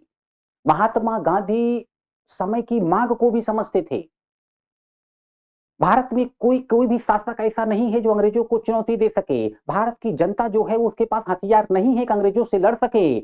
महात्मा गांधी जानते थे हिंसा करोगे मारे जाओगे। महात्मा गांधी ने कहा अहिंसा। लेकिन जिस दिन सेकेंड वर्ल्ड वार शुरू हुआ 1939 ईस्वी से 1945 ईस्वी, देखो बच्चों सबके दिन आते हैं और सबके दिन जाते भी हैं। अंग्रेजों की भी स्थिति बुरी हुई। इनको मारने के लिए हिटलर सामने आया, बहुत परेशान किया ब्रिटेन को। जापान ने अंग्रेजों की हालत खराब करनी शुरू कर दी। अंग्रेजों की हालत जिस दिन बहुत अधिक खराब हो गई, महात्मा गांधी 1942 ईस्वी भारत छोड़ो आंदोलन, क्विट इंडिया मूवमेंट, और स्लोगन दिया डू और डाई, करो या मरो। अहिंसा है ये अहिंसा है क्या? करो या मरो का मतलब क्या है? ऐसी हिंसा हुई है बच्चों। प्रथम विश्व युद्ध के थोड़े समय बाद एक आंदोलन भारत में चल रहा था, नॉन कोऑपरेशन मूवमेंट, असहयोग आंदोलन। लोगों ने यही यूपी में चौरी चौरा में एक पुलिस स्टेशन जला दिया। गांधी जी ने कहा आंदोलन बंद करो। कई जगह पर आगजनी हुई, हिंसा हुई। भारत छोड़ो आंदोलन के समय अंग्रेजों ने कहा गांधी जी आंदोलन रोको, महात्मा गांधी नहीं रोकेंगे। आप समझ रहे हैं क्या है ये मामला? देखो बेटा, नेता हर कोई नहीं होता, नेताओं में कुछ विशेष प्रतिभा होती है। नेता टाइप का व्यक्ति कैसा होता है? एक व्यक्ति जा रहा है, किसी ने धक्का मार के गिराया, वो तुरंत उठा। क्यों मारा? एक्शन में आया, क्यों मारा? सामने वाले के साथ 4 लोग और आ गए, हाँ मार दिया, क्या करोगे? जिसको नेतागिरी नहीं आती होगी वहीं लड़ेगा और पिट जाएगा, पर जिसको नेतागिरी आती होगी वो तुरंत मुस्कुराएगा, बोले कोई बात नहीं, मेरी ही गलती है, मैं मतलब बहुत जल्दी में था, माफ करें बड़े भाई, माफ करें, गलती हो गई। पर ये सोच के निकलेगा कि बेटा इसी जगह मारूंगा, पानी नसीब नहीं होगा। सही अवसर पर सही बात करना, सही काम करना, नेता की पहचान। 1900 ये सेकेंड वर्ल्ड वार के समय जब महात्मा गांधी ने भारत छोड़ो आंदोलन शुरू किया है, अंग्रेजों की हालत खराब हो गई। मैं बच्चों बताऊं महात्मा गांधी के बारे में, एक ब्रिटेन का नेता था, वो कहा करता था कि हम दुनिया से जीत गए, कमबख्त बुड्ढे से हार जाएं। अब परेशान करके रख दिया था इन्होंने। मैं नहीं कहता कि महात्मा गांधी को ही सारा श्रेय दिया जाना चाहिए भारत की स्वतंत्रता का, किसी का योगदान कम नहीं है, न भगत सिंह का, न चंद्रशेखर आजाद का। मैं बस ये बता रहा हूं कि दिमाग लगाकर मोहनदास करमचंद गांधी अंग्रेजों को बहुत परेशान कर देते थे। कुछ समय के बाद भारत स्वतंत्र हुआ। तो कहने का आशय ये है बच्चों कि जब आप जो है पढ़ते समय थोड़ा सा समझने का प्रयास करते हैं बातों को, तो आपकी समझ बढ़ जाती है, कॉन्सेप्ट क्लियर हो जाता है। और याद रहे बच्चों, फैक्ट मछली की तरह है और कॉन्सेप्ट जाल की तरह। जितना बड़ा जाल होगा उतनी मछलियां फंसेंगी। तो आपको कॉन्सेप्ट पर फोकस करना है, फैक्ट अपने आप आपको याद होते चले जाएंगे। मैं ये नहीं कह रहा कि मैं सिर्फ कॉन्सेप्ट क्लियर कराऊंगा बच्चों, बहुत सारे फैक्ट मैं आपको नोट करवाऊंगा जो कि लेक्चर के समय ही आपको याद हो चुके होंगे, और थोड़ा बहुत नोट्स का रिवीजन करते समय याद हो जाएंगे। तो आपको ये समझना है। तो इस प्रकार से बच्चों आप लोगों को बातें समझनी है, ध्यान में रखना है, कुछ सावधानियां रखनी है इतिहास विषय पढ़ते समय, मैप के सहयोग से पढ़ना है, कॉन्सेप्ट क्लियर करते हुए आगे बढ़ना है। और बच्चों अभी तक जो कुछ मैंने बताया, मैं आपको बता दूं कि भारत का इतिहास 3 भागों में विभाजित है, जिससे आप लोग सरलता से बातों को समझ सकें। और जो कुछ मैंने अभी आपको बताया, इसी आधार पर आपको बताता हूं विभाजन का कारण। इतिहास, हिस्ट्री, इसमें भी बच्चों प्राचीन इतिहास, अलग अलग बुक्स में अलग अलग टाइम दिया हुआ है। मैं जो टाइम यहाँ पर लिख रहा हूं 2350 ईसा पूर्व से लेकर के 700 ईस्वी, ये है प्राचीन इतिहास। इसके पश्चात मध्यकालीन इतिहास, medieval history, ancient history, medieval history, मध्यकालीन इतिहास। इसका समय है बच्चों 700 ईस्वी से लेकर के 1707 ईस्वी, 700 एडी टू 1707 एडी। और इसके पश्चात है आधुनिक इतिहास, आधुनिक भारत का इतिहास, मॉडर्न हिस्ट्री। तो मॉडर्न हिस्ट्री का समय है 1707 एडी से लेकर के 1947 एडी, 1947 ईस्वी। अभी अभी मैंने आप लोगों को सिकंदर के बारे में बताया, चंद्रगुप्त मौर्य, चाणक्य के बारे में बताया। तो इन सब के बारे में आप पढ़ेंगे बच्चों प्राचीन इतिहास पढ़ते समय। जैसे ही भारत पर मुस्लिम शासकों का अटैक शुरू होगा, धीरे धीरे भारत का बड़ा क्षेत्र मुस्लिम शासकों के नियंत्रण में चला जाएगा, तब आप देखेंगे बेटा भारत में बहुत कुछ बदलेगा। एक अलग भाषा बोलने वाले लोग भारत में प्रभावशाली होते चले जाएंगे, उस भाषा का महत्व बढ़ जाएगा बेटा। ऑफिस में कामकाज की भाषा फारसी भाषा हो जाएगी, बहुत कुछ बदलेगा। आप पढ़ रहे होंगे मध्यकालीन इतिहास, मेडिवल हिस्ट्री। और जैसे ही भारत में मुस्लिम शासक कमजोर पड़ेंगे, यूरोप के लोग भारत में आकर के बड़े क्षेत्र पर कब्जा कर लेंगे। आप देखेंगे भारत में बहुत कुछ बदलेगा, अंग्रेजी भाषा का महत्व बढ़ जाएगा। अभी भी मुझे देखिए, मैं हिंदी और इंग्लिश भाषा को मिला करके जो है आपको समझा रहा हूं। तो बेटा जब यह सब कुछ आप होते हुए देखेंगे तो आप पढ़ रहे होंगे मॉडर्न हिस्ट्री, आधुनिक भारत का इतिहास। आप सरलता से बातों को समझ सकें, इसीलिए ऐसा किया गया है। सबसे अधिक महत्वपूर्ण है मॉडर्न हिस्ट्री, और मैं सबसे पहले आप लोगों को मॉडर्न हिस्ट्री ही पढ़ाता। बस ऐसे समझिए कि जब यूरोप ये मुस्लिम शासक अटैक करेंगे यूरोप पर, और यूरोप के कुछ क्षेत्र पर कब्जा कर लेंगे, व्यापारिक मार्ग बंद कर देंगे, भारत के लिए नए मार्ग की खोज शुरू होगी, वहीं से आप आधुनिक इतिहास पढ़ना शुरू करते हैं, मॉडर्न हिस्ट्री। और जब मुस्लिम शासक भारत पर अटैक करेंगे तो मैं आपको पढ़ाऊंगा मेडिवल हिस्ट्री, मध्यकालीन इतिहास। परेशान मत होइएगा, मैं कुछ इस प्रकार से पढ़ाऊंगा कि फर्स्ट लेक्चर से लास्ट लेक्चर तक आपको सारी बातें समझ में आएंगी, सब कुछ क्लियर होता चला जाएगा। बस आप लोगों को ध्यान से मेरा लेक्चर सुनना है, एक भी लेक्चर मिस नहीं करना है। यदि आपने 10 मिनट का भी लेक्चर मेरा छोड़ दिया तो आगे की बातें आपको समझ में नहीं आएंगी। मैं कुछ इस प्रकार से पढ़ाता हूं बेटा कि सारे टॉपिक आप ऐसे पढ़ेंगे जैसे वो सब एक दूसरे से जुड़े हुए, और ऐसा है भी। तो आप लोगों को मेरा लेक्चर जो है वो ध्यानपूर्वक धैर्यपूर्वक सुनना होगा, और कंटिन्यू सुनना होगा, आप बीच में ब्रेक नहीं ले सकते। यदि किसी कारणवश जो है आप कोई लेक्चर नहीं ले पाए हैं तो उस लेक्चर को लें, उसके बाद ही आगे का लेक्चर देखें। आप देखिएगा इस विषय में आप मैक्सिमम स्कोर ले पाएंगे। तो सबसे पहले बच्चों मैं आप लोगों को मॉडर्न हिस्ट्री पढ़ाना शुरू करूंगा, आधुनिक इतिहास। तो आप लोग ऐसे जो है इसको बना लें, इसको ऐसे ही बना लें, हिस्ट्री, फिर प्राचीन इतिहास, मध्यकालीन इतिहास, आधुनिक इतिहास।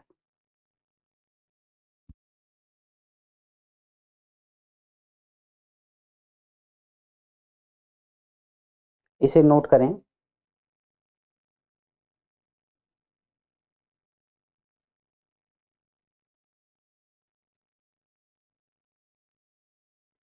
प्राचीन इतिहास, मध्यकालीन इतिहास, आधुनिक इतिहास।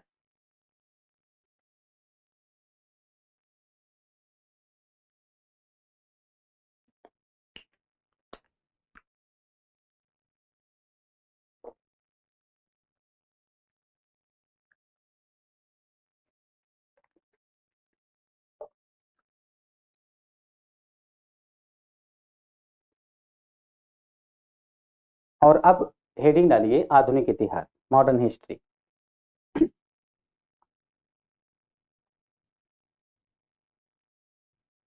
Modern history. देखो बच्चों, वैसे तो मॉडर्न हिस्ट्री का पाठ्यक्रम 1707 से स्टार्ट होता है, पर आप यहां से इतिहास पढ़ेंगे तो समझ नहीं पाएंगे। तो हम लोग थोड़ा सा पीछे जाएंगे, जहां से वास्को डी गामा ने भारत के लिए नए मार्ग की खोज की। मतलब यूरोप से भारत आने के जो प्रचलित व्यापारिक मार्ग थे, जब वो अवरुद्ध हुए, बंद हुए, उसके बाद जब यूरोप के लोग भारत के लिए नया मार्ग खोजते हुए आए, वहां से हम लोग मॉडर्न हिस्ट्री का पाठ्यक्रम शुरू करते हैं। यहीं से आपसे प्रश्न भी पूछा जाता है, पाठ्यक्रम शुरू ही यहीं से होता है, ऐसा नहीं मैं ही ऐसा कर रहा हूं। तो आप हेडिंग डालिए आधुनिक इतिहास, और फिर उसमें लिखिए भारत में यूरोपियों का आगमन, भारत में यूरोपियों का आगमन।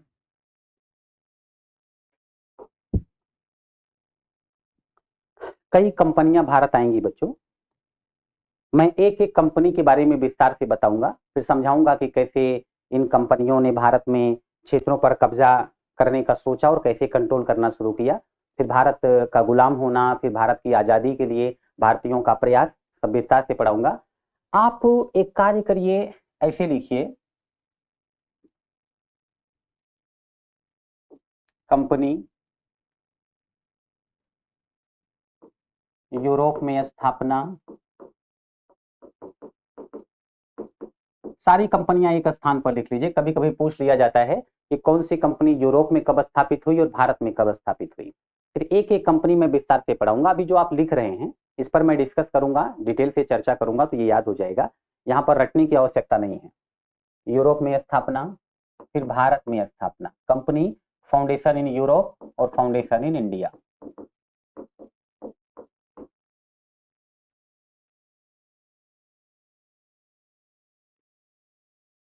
सबसे पहले पुर्तगाली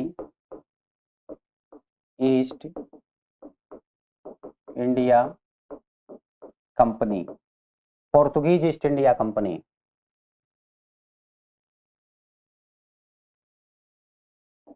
आप चाहें तो इसको पुर्तगीज भी लिख सकते हैं। यूरोप में स्थापना हुई थी 1498 ईस्वी में, 1408 एडी में। सबसे पहले मैं इसी कंपनी को पढ़ाऊंगा, इस कंपनी के बारे में बताऊंगा, तो सब आप जो है विस्तार से सुनेंगे और समझ जाएंगे। अभी नोट कर लीजिए, भारत में स्थापना हुई थी 1503 ईस्वी में। अब ये क्या है, यूरोप में स्थापना, भारत में स्थापना, दोनों अलग अलग, मैं आगे समझाऊंगा। परेशान बिल्कुल मत होना बेटा, मैं आपको ऐसे पढ़ाऊंगा कि डाउट्स रहेंगे ही नहीं, निश्चिंत रहें। 3 से 4 लेक्चर तक मुझे ध्यान से सुनिए, इसके बाद सब कुछ समझना आपके लिए बहुत आसान हो जाएगा। आसान तो फर्स्ट लेक्चर से ही होगा, मुझे टॉपिक पर आने दीजिए। तो परेशान नहीं होना है, ध्यानपूर्वक आप लोग बातों को सुने। यूरोप में स्थापना, भारत में स्थापना, इसके बाद Dutch east India company,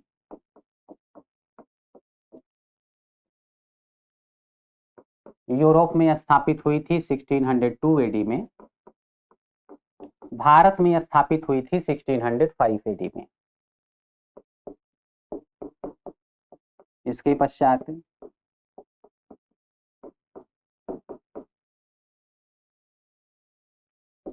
British east India company, Europe में स्थापित हुई थी 1600 एडी में और भारत में स्थापित हुई 1608 एडी में। फिर Danish east India company, Europe में स्थापित हुई है 1616 एडी में और भारत में स्थापित हुई है 1620 एडी में।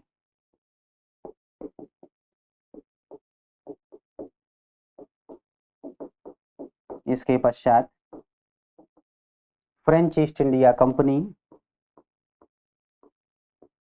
यूरोप में स्थापित हुई है 1664 एडी में और भारत में स्थापित हुई है 1668 एडी में। भारत में स्थापित हुई 1668 ईस्वी में।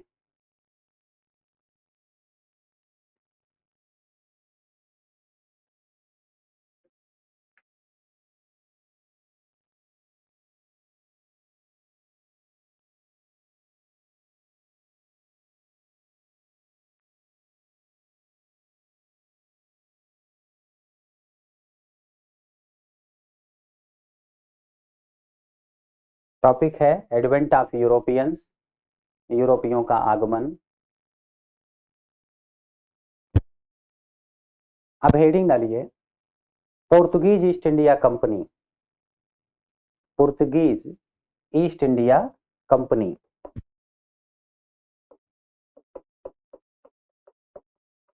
हेडिंग डालिए।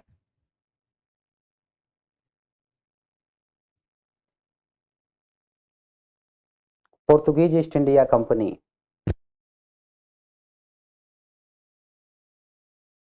इसके नीचे लिखिए मेन ऑब्जेक्टिव, मुख्य उद्देश्य। भारत आने का इनका मुख्य उद्देश्य क्या है, तो स्टार्टिंग में ही नोट करिए।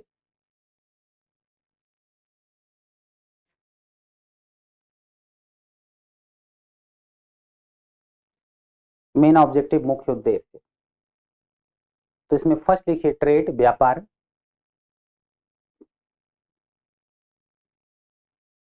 व्यापार।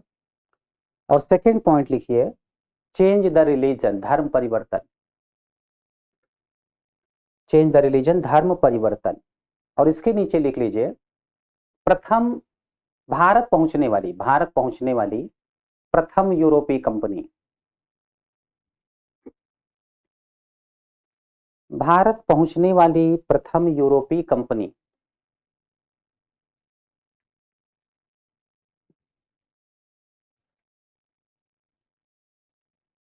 इतना लिख करके रुक जाइए। अब आप लोग मेरी बातों को ध्यान से समझें। देखो बच्चों, ऐसे लोकेशन समझिए जैसे कि ये रहा नॉर्थ अमेरिका और ये रहा आपका साउथ अमेरिका, यहां पर हो गया अफ्रीका, इसके ऊपर यूरोप और ये हो गया एशिया। एशिया में यहां इधर नीचे भारत। तो जैसा कि मैंने कहा कि यूरोप से भारत आने के जो व्यापारिक मार्ग थे उसको मुस्लिम शासकों ने बंद कर दिया।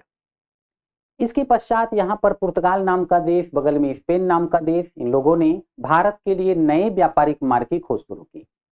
1453 ईस्वी की बात है, 1453 एडी की, जब यूरोप के कुछ क्षेत्र पर मुस्लिम शासकों ने कब्जा किया था और व्यापारिक मार्ग अवरुद्ध हुआ। इस घटना के कुछ वर्ष के पश्चात भारत की खोज शुरू हुई, भारत के लिए नए मार्ग की खोज शुरू हुई। तो ऐसे में क्या हुआ बेटा कि पुर्तगाल से एक व्यक्ति निकला। अभी तक क्या था कि यूरोप के लोग जो है, जो इधर आप क्षेत्र देखेंगे जैसे यहाँ पर इटली, रोम, तो यहाँ के लोग बेटा भारत की वस्तुएं प्राप्त करने आते थे, इधर से आते थे। इधर से कोई अभी गया नहीं था। अगर इधर से लोग निकले होते तो अफ्रीका के बड़े क्षेत्रों के बारे में यूरोप के लोगों को नहीं पता था, अमेरिका के बारे में नहीं पता था। अभी क्या है, लोग इधर से निकल रहे हैं। तो पुर्तगाल से एक व्यक्ति निकला और ऐसे घूमता हुआ यहाँ पहुंचा। वैसे मैं आपको बता दूं कि उस समय जो है, जैसा आज की डेट में आप मैप देखते हैं वैसा मैप नहीं था। बस लोगों को यह पता था कि धरती गोल है, तो अगर हम गोल गोल घूमते हुए ऐसे ऐसे आएंगे तो फिर जहां से निकले हैं वहीं पहुंच जाएंगे। इस चक्कर में बहुत से लोग गोल गोल घूमते हुए सच में गोल हो गए, किसी को नहीं पता चला वो गए कहाँ। वो किस्मत वाले होते थे जो कहीं पहुंच करके फिर वापस आ जाते। एक व्यक्ति पुर्तगाल से निकल करके साउथ अफ्रीका के साउथ में पहुंचा। इस स्थान का नाम है Cape of Good Hope. Cape of Good hope.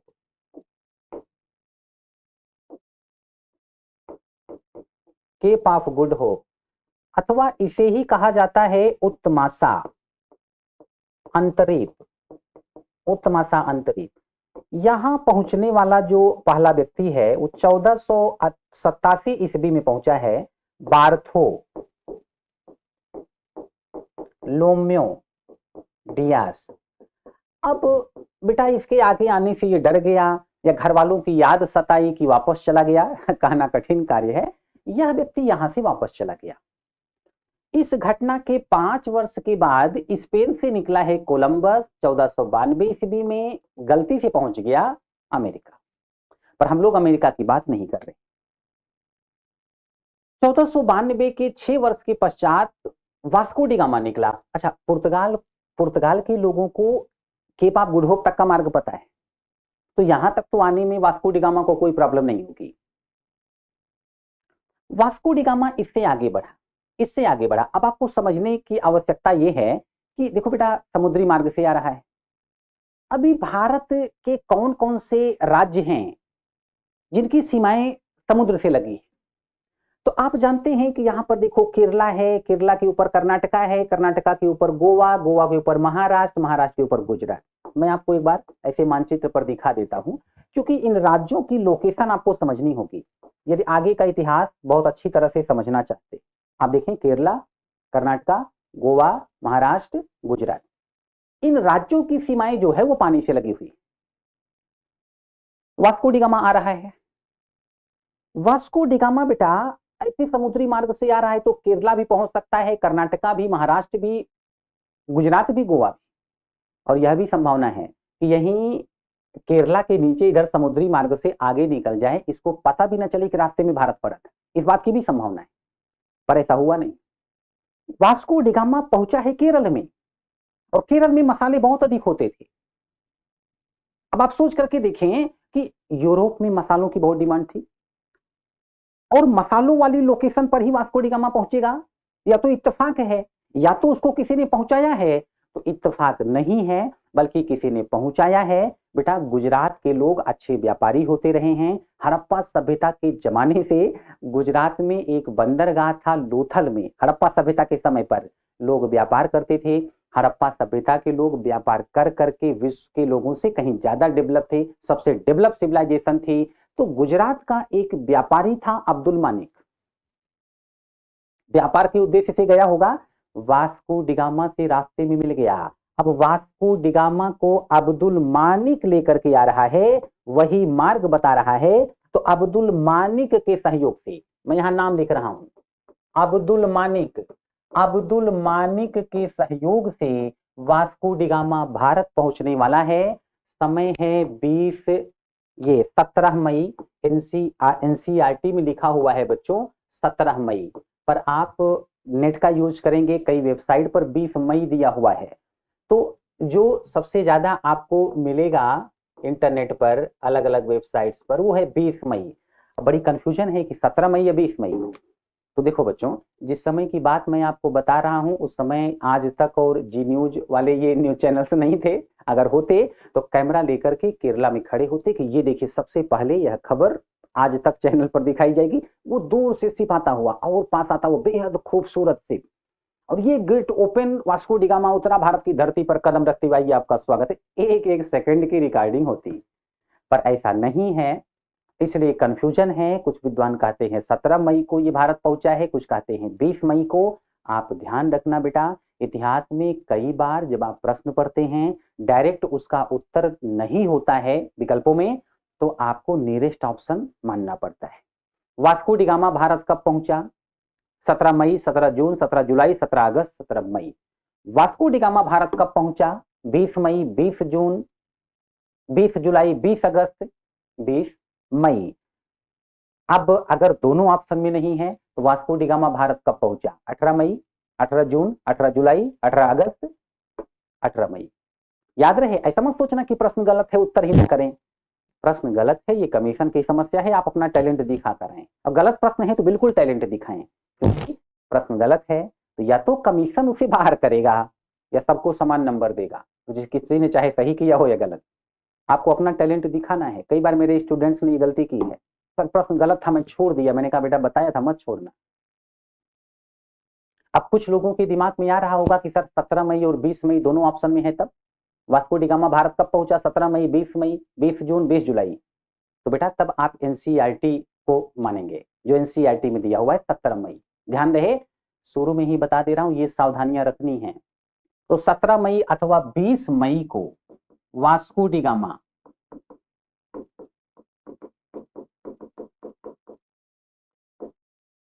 एक समुद्री जहाज से आया था। ये समुद्री जहाज का नाम है साओ गैब्रियल। साओ गैब्रियल नामक समुद्री जहाज से आया है। तो और जहां पर भारत में पहुंचा है बच्चों, ये था कब कडाबू, कप कडाबू बंदरगाह। अब कुछ लोगों ने पढ़ा होगा कालीकट पहुंचा था, तो कालीकट में ही था ये, कालीकट। और कालीकट कहां में? तो केरला में। वास्को डिगामा अब्दुल मानिक के सहयोग से 17 मई अथवा 20 मई 1498 ईस्वी को कप्पकडाबू बंदरगाह पर पहुंचा है, जो कि कालीकट केरल में। अब बच्चों आपसे प्रश्न पूछा जाता है कि किसके सहयोग से वास्को डिगामा भारत पहुंचा? अब्दुल मानिक। पर याद रहे, कई बार नाम को बिगाड़ करके प्रश्न पूछा जाता है। जैसे अब्दुल मानिक ऑप्शन में हो आवश्यक नहीं है, अब्दुल मजीद भी हो सकता है, अब्दुल मनीक भी हो सकता है, सिर्फ मानिक हो सकता है। यह बात भी ध्यान रखने की आवश्यकता है, नहीं तो बच्चे ऐसे भी गलती करते। अब्दुल मानिक है। जब आप प्रश्न फेस करें कि वास्को डिगामा भारत किसके सहयोग से पहुंचा, अब्दुल मानिक, पता चला कि ऑप्शन में अब्दुल मानिक है ही नहीं। अब आप अब्दुल मानिक से मिलता जुलता नाम देखें, तब आप सही उत्तर कर पाएंगे। इतिहास विषय में ही कमीशन ऐसा टैलेंट दिखाता है। कई बार बेटा प्रश्न को घुमा करके पूछते, वास्को डिगामा का पथ प्रदर्शक कौन था? अब्दुल मानिक। वास्को डिगामा की भारत पहुंचने में किसने हेल्प की, मदद की? अब्दुल मानिक। एक बार प्रश्न आया, वास्को डिगामा का नाविक कौन था? अब देखो, नाविक होना अलग बात है, नाविक होना अलग बात है, पर उत्तर क्या था? अब्दुल मानिक। इन बातों को आपको ध्यान में रखना है। तो वास्को डी गामा बच्चों भारत पहुंचा, लेकिन जिन मुस्लिम व्यापारियों ने, विशेष करके यहां मैं अरब की बात करूं, नीचे अरब सागर, ऊपर अरब, हिंद महासागर नीचे, ऊपर हिंदुस्तान, तो अरब के व्यापारी बेटा केरला में व्यापार किया करते थे, मुस्लिम व्यापारी हैं, और मुस्लिम शासकों ने ही यूरोप से भारत आने का मार्ग बंद करवाया है।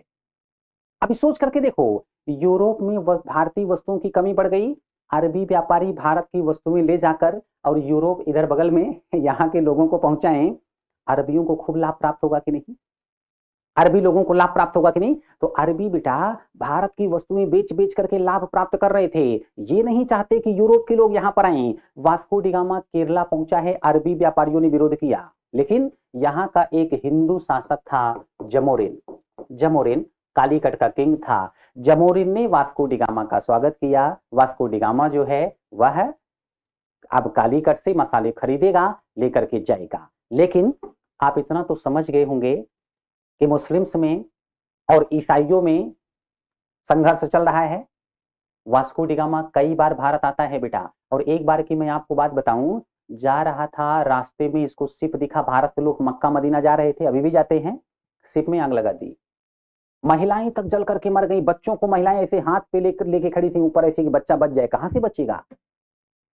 और आप अच्छी तरह से जानते हैं कि आने वाले समय में यूरोप के लोग भारत में प्रभावशाली हो जाएंगे, अरबियों की हालत खराब हो जाएगी। हमेशा बड़ी संख्या में मुस्लिम्स अब्दुल मानिक को कोसेंगे, मुस्लिम है वो भी, कि क्यों यूरोपियंस की हेल्प कर दिया इसने।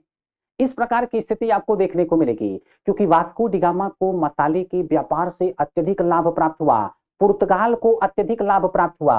परिणाम यह होगा कि 1500 ईस्वी में 13 समुद्री जहाज लेकर भारत आएगा Pedro Alvarez Cabral, Pedro Alvarez Cabral 13 समुद्री जहाज लेकर आएगा, भारत से मसाला लेकर जाएगा। एक बार मैप देखें, यहां पर देखें बच्चों, ब्राजील है, ब्राजील, ब्राजील की खोज इसी कैब्राल ने की थी। मैंने कहा था ना नए नए देशों की खोज होगी अब यूरोपियंस के द्वारा। तो पेड्रो अल्वारेज कैब्राल आया और गया। फिर क्योंकि मसाले के व्यापार से बहुत अधिक लाभ प्राप्त हो रहा है, 2 वर्ष के पश्चात फिर भारत भेजा गया 1502 ईस्वी में Vasco D gamma. Vasco D gamma, मसाले के व्यापार से अत्यधिक लाभ प्राप्त हो रहा है। 1503 ईस्वी में भारत भेजा गया पुर्तगाली अल्बुकर्क। अब बच्चों क्योंकि भारत आना पड़ता था, भारत आकर के वस्तुएं खरीदनी पड़ती थी, मसाले खरीदने पड़ते थे। इसके बाद बच्चों फिर मसाला शिप में लोड करो, लेके जाओ। विचार किया इन लोगों ने कि भाई क्यों ना भारत में अपना एक व्यापारी केंद्र स्थापित कर देते, हमारे लोग वहां रहेंगे, मसाले खरीद करके रखेंगे, शिप आएगा, मसाले लोड करेगा, अन्य वस्तुएं लोड करेगा, जाएगा। इस विचार के साथ 1503 ईस्वी में बच्चों 1503 एडी में पुर्तगालियों ने भारत में अपनी प्रथम फैक्ट्री स्थापित की कोचीन में, और कोचीन कहां पर है तो केरल में। इसलिए मैंने आपको बताया है कि पुर्तगीज ईस्ट इंडिया कंपनी की स्थापना हुई यूरोप में 1498 ईस्वी में, भारत में कब 1503 ईस्वी में। इसलिए मैंने कहा जैसे आप भारत में एक कंपनी स्थापित करें 2023 ईस्वी में, अमेरिका में उस कंपनी की ब्रांच ओपन करें 2025 में, तो अमेरिका में कब स्थापित हुई कंपनी 2025 में। इस प्रकार से कार्य हुआ। लेकिन जैसा कि मैंने कहा बच्चों, जैसा कि मैंने कहा, ये north America, south America, Africa, Europe. अब यहां से आप लोग और ध्यान से मेरी बातें सुनेंगे, तभी सब कुछ स्पष्ट होगा। एशिया, यहां पर जो है अरब क्षेत्र, यूरोप से भारत आने का व्यापारिक मार्ग अवरुद्ध है। पुर्तगाली जो है बच्चों नए व्यापारिक मार्ग से भारत आ रहे हैं, आते हैं, वस्तुएं प्राप्त करते हैं, वस्तुएं लेकर के जाते हैं। अरबियों को अच्छा नहीं लग रहा था क्योंकि यहाँ पर अरबी हैं। अब बेटा सोचो अगर अरबी यहाँ पर आकर के मार्ग अवरुद्ध करने लग जाए कि नहीं जाने देंगे, समस्या खड़ी हो जाएगी। पर पुर्तगालियों का सोचिए मसाले के व्यापार से अत्यधिक लाभ प्राप्त हो रहा है, तो पुर्तगाली वापस नहीं जाना चाहेंगे, पूरी जान लगा देंगे कि व्यापारिक मार्ग ओपन रहे, व्यापार चलता रहे। इसी क्रम में 1505 ईस्वी की बात है, भारत में एक व्यक्ति आया, पुर्तगाली है, नाम है डी अल्मीडा, नाम है डी अल्मीडा। और यह व्यक्ति कोई सामान्य व्यक्ति नहीं है, बल्कि पोर्तुगीज गवर्नर है, पुर्तगाली कंपनी का गवर्नर। और इसका समय है 1505 ईस्वी से 1509 ईस्वी।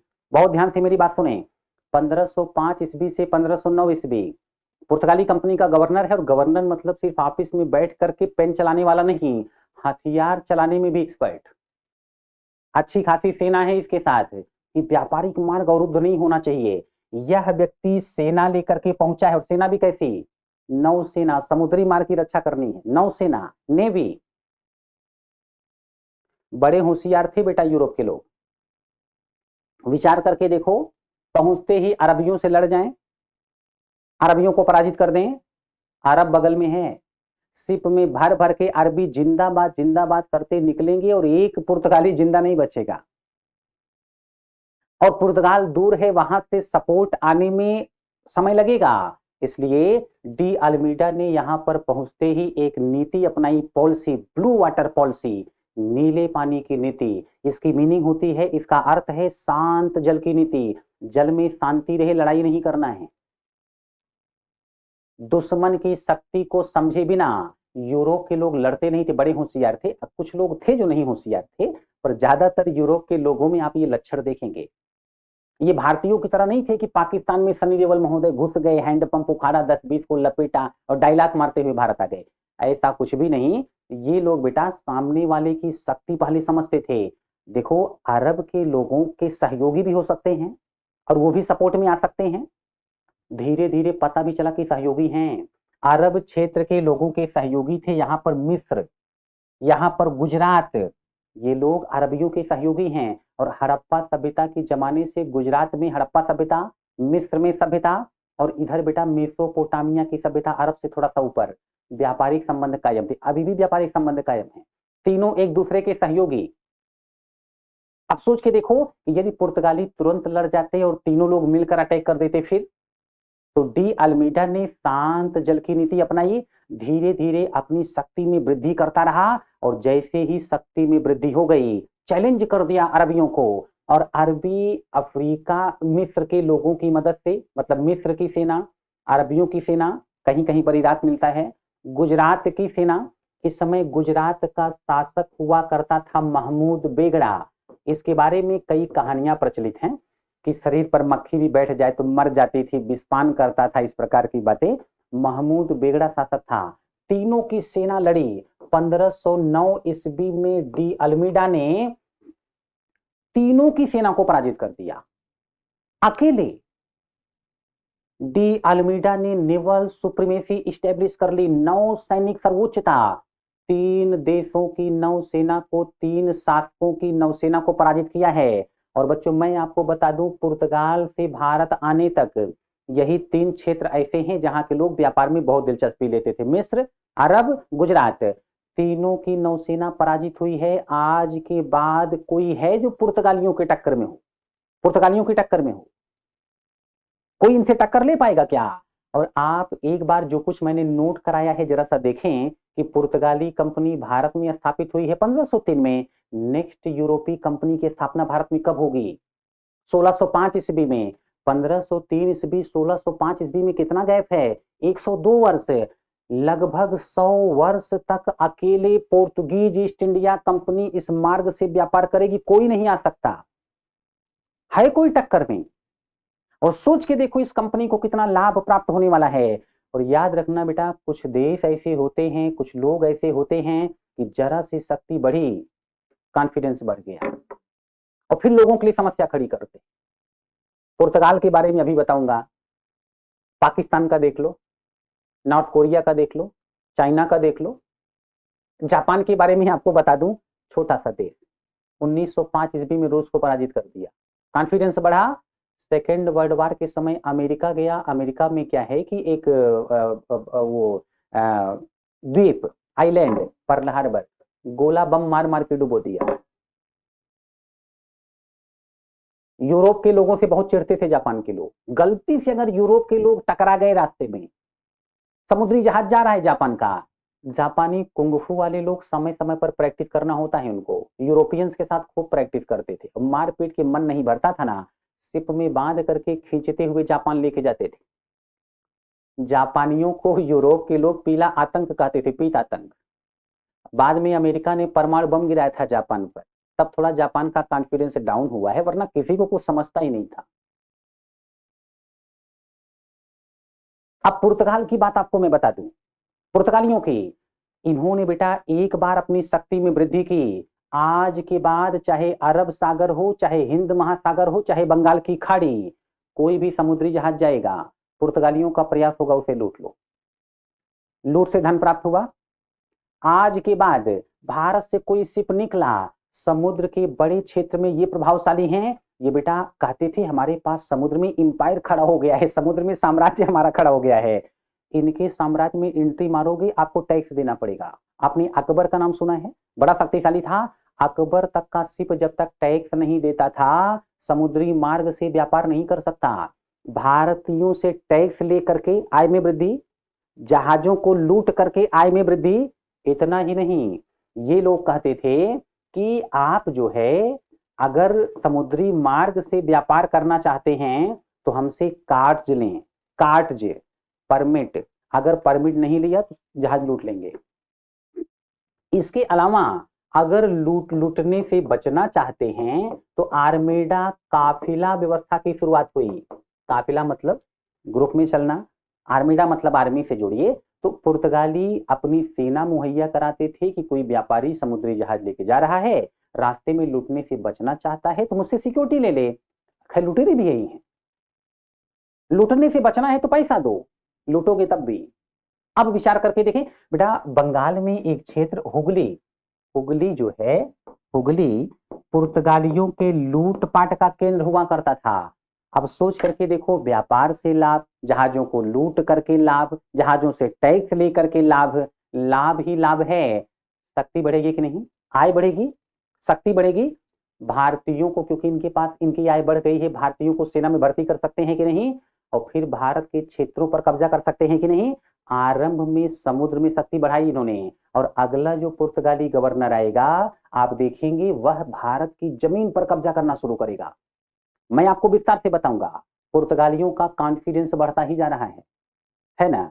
अब आगे क्या होगा मैं विस्तार से चर्चा करूंगा, यहां तक पहले नोट कर लीजिए, और जो कुछ मैंने बताया है दिमाग में रखिए। जब इससे आगे बढ़ूंगा तो यह सारी बातें आप दिमाग में रखे रहेंगे, तभी आगे की बात समझ पाएंगे।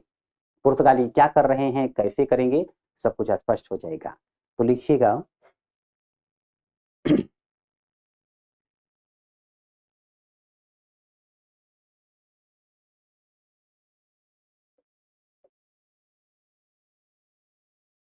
चौदह सौ सत्तासी ईस्वी में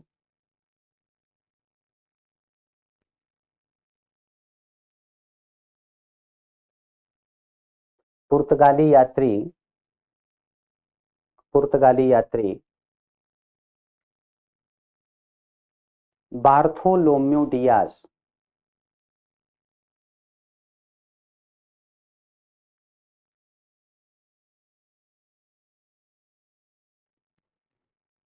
केप ऑफ गुड होप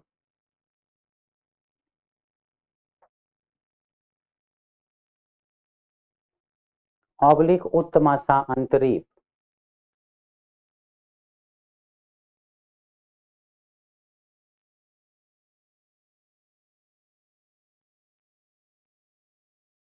पर पहुंचा। आपसे प्रश्न घुमा के भी पूछा जा सकता है बच्चों, केप ऑफ गुड होप की खोज किसने की, तब भी आप कहेंगे बार्थोलोम्यू डियास। पहला व्यक्ति है जो वहां पर पहुंचा यूरोप से। Cape of Good Hope oblique उत्तमासा अंतरीप पर पहुंचा। अब नेक्स्ट लाइन में लिखिए,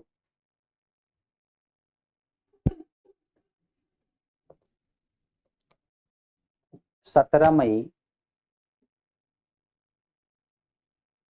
ऑब्लिक 20 मई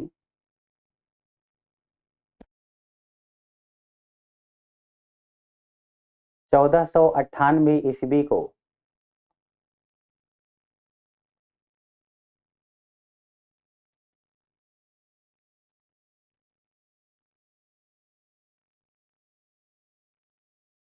वास्को डी गामा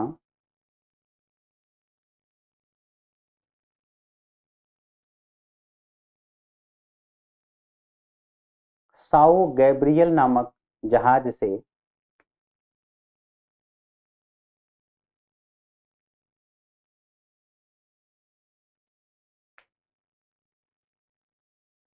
कप कडाबू बंदरगाह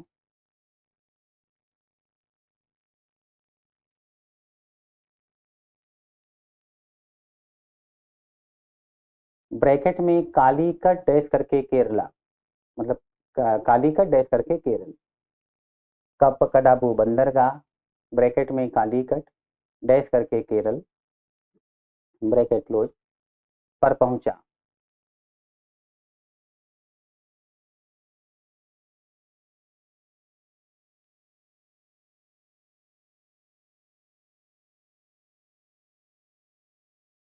अब्दुल मानिक नाम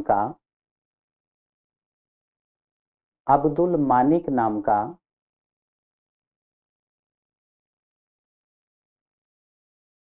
गुजराती व्यापारी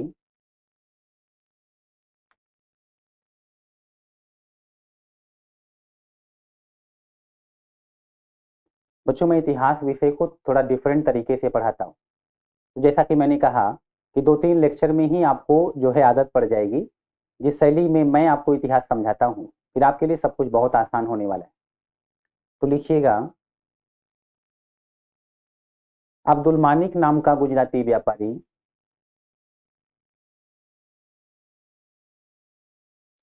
वास्को डिगामा का पथ प्रदर्शक था।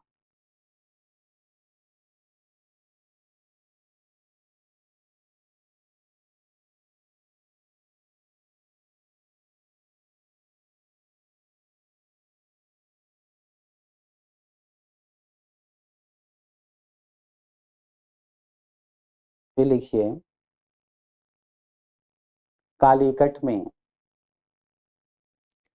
अरबी व्यापारियों ने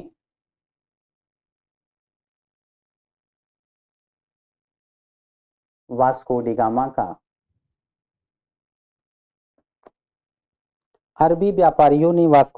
का विरोध किया, किंतु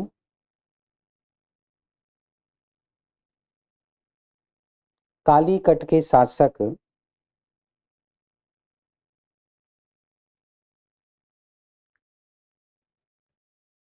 जमोरिन ने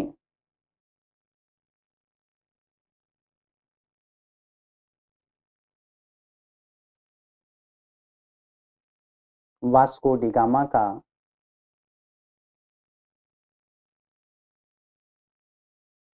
स्वागत किया।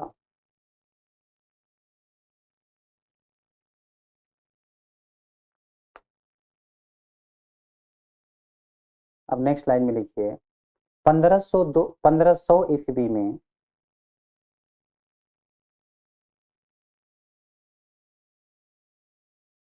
पेड्रो अल्बारेज कैब्राल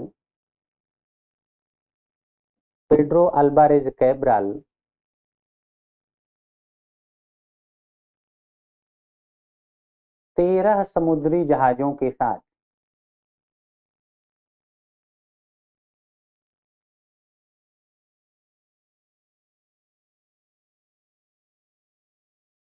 भारत आया।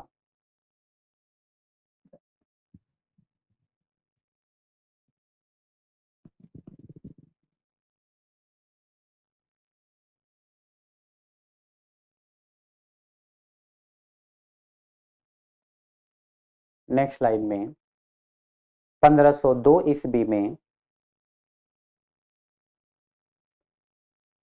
वास्को डिगामा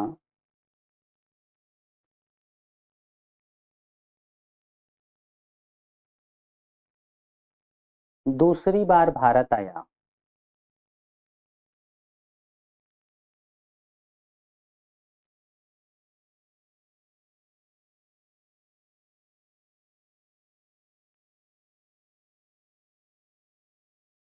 नेक्स्ट लाइन में 1503 ईस्वी में पुर्तगालियों ने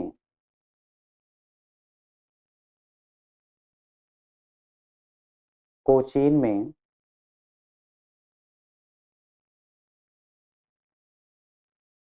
प्रथम फैक्ट्री की स्थापना की।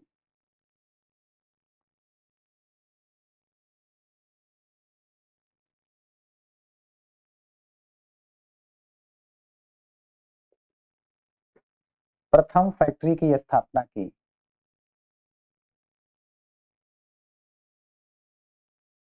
अब नेक्स्ट लाइन में लिखिए 1505 ईस्वी में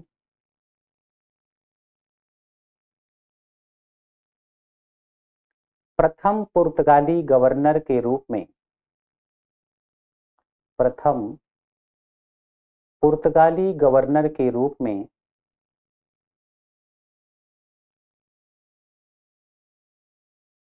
डी अल्मीडा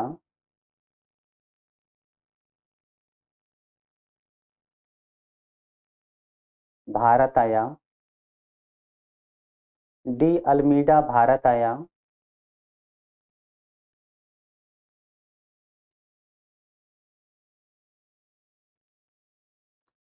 पंद्रह सौ पांच ईस्वी से 1509 ईस्वी तक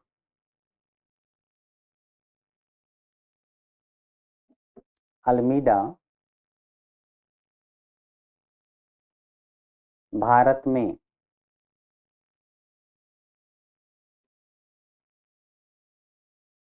पुर्तगाली गवर्नर था।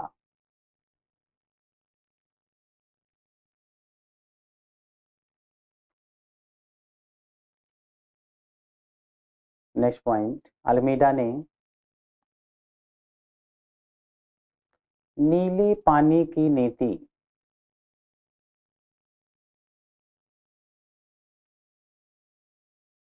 ऑब्लिक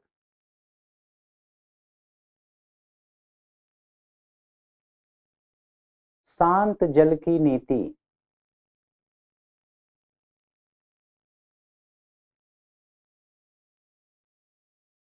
आरंभ की। शांत जल की नीति आरंभ की।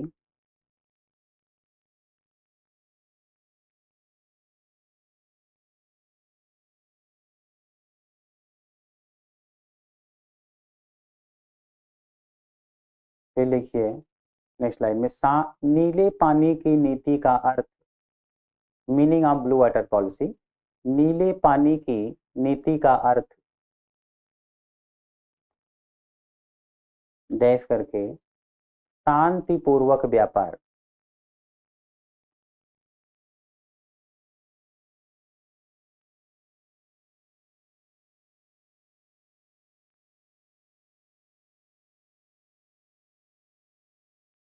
नेक्स्ट लाइन में लिखिए आगे अल्मीडा ने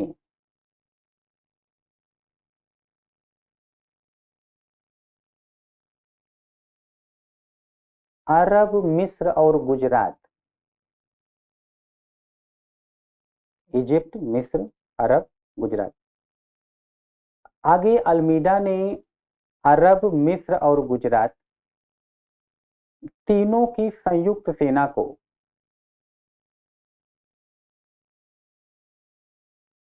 ट्रिपल अलायंस बनाया गया था तीनों के द्वारा, तो तीनों की संयुक्त सेना को पराजित किया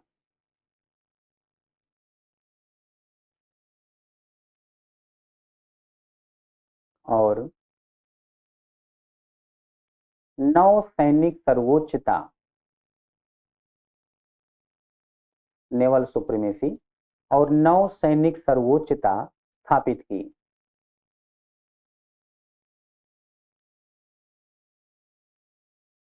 और नौ सैनिक सर्वोच्चता स्थापित की।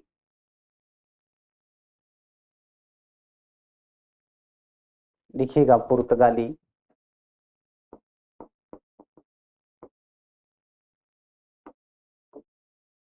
अपने समुद्री साम्राज्य को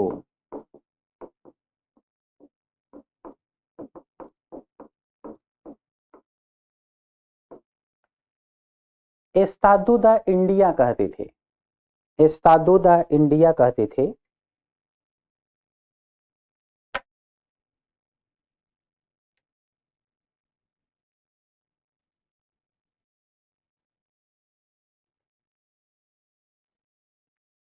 एस्तादो द इंडिया कहते थे।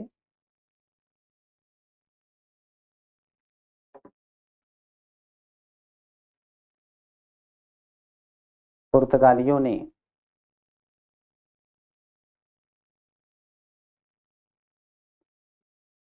अतिरिक्त आय के लिए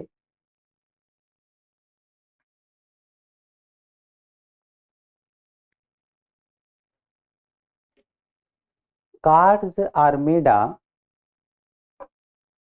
ये काफिला है बच्चों, कार्ड्स आर्मेडा काफिला, कार्ड्स कामा आर्मेडा काफिला व्यवस्था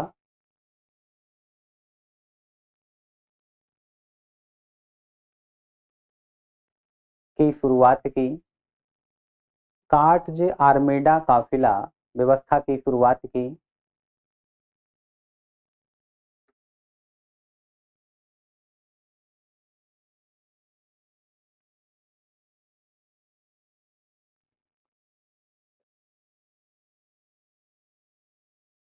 लिखिएगा कार्ड्स एक प्रकार का परमिट था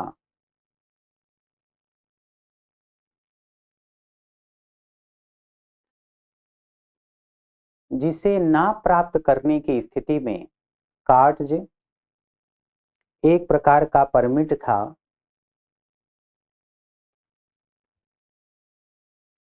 जिसे ना प्राप्त करने की स्थिति में भारतीय व्यापारियों के जहाज को, जिसे ना प्राप्त करने की स्थिति में भारतीय व्यापारियों के जहाजों को, ऐसा लिखिए, जहाजों को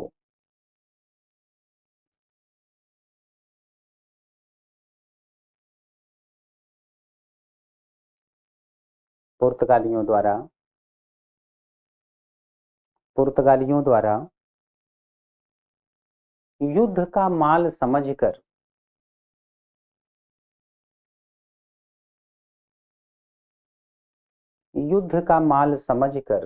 लूट लिया जाता था।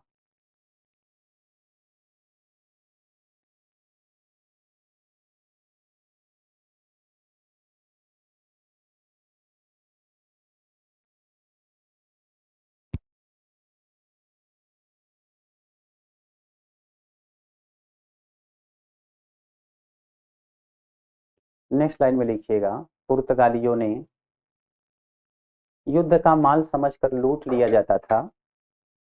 नेक्स्ट पॉइंट, पुर्तगालियों ने अरब सागर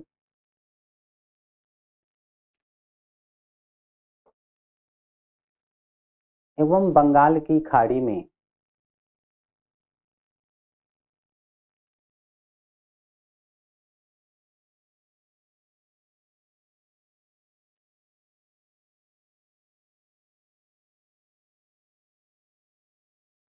पुर्तगालियों ने अरब सागर एवं बंगाल की खाड़ी में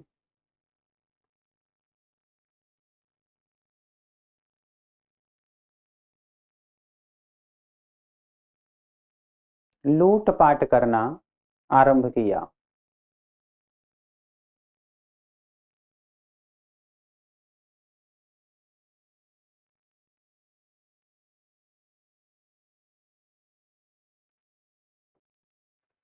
नेक्स्ट लाइन में लिखिएगा, हुगली ब्रैकेट में बंगाल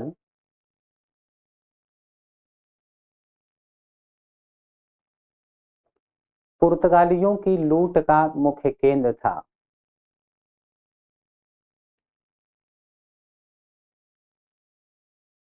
हुगली ब्रैकेट में बंगाल पुर्तगालियों की लूट का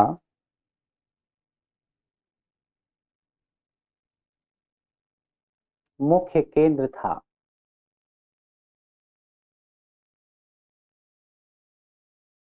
एक पॉइंट नोट करके लिख लेना बच्चों, जब भी मैं कहूं नोट करके लिखे, मतलब कोई महत्वपूर्ण तथ्य है किंतु सीक्वेंस में नहीं है, है ना, तो बाकी जो कुछ बताऊंगा उसको क्रम से बताऊंगा। जब मैं कहूँ नोट करके लिखिए तो आप उसको थोड़ा सा अलग समझिएगा।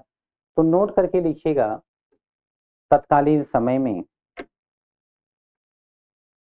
तत्कालीन समय में महमूद बेगड़ा,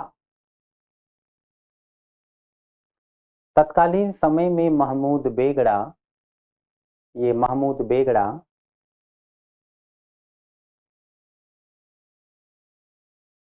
गुजरात का शासक था।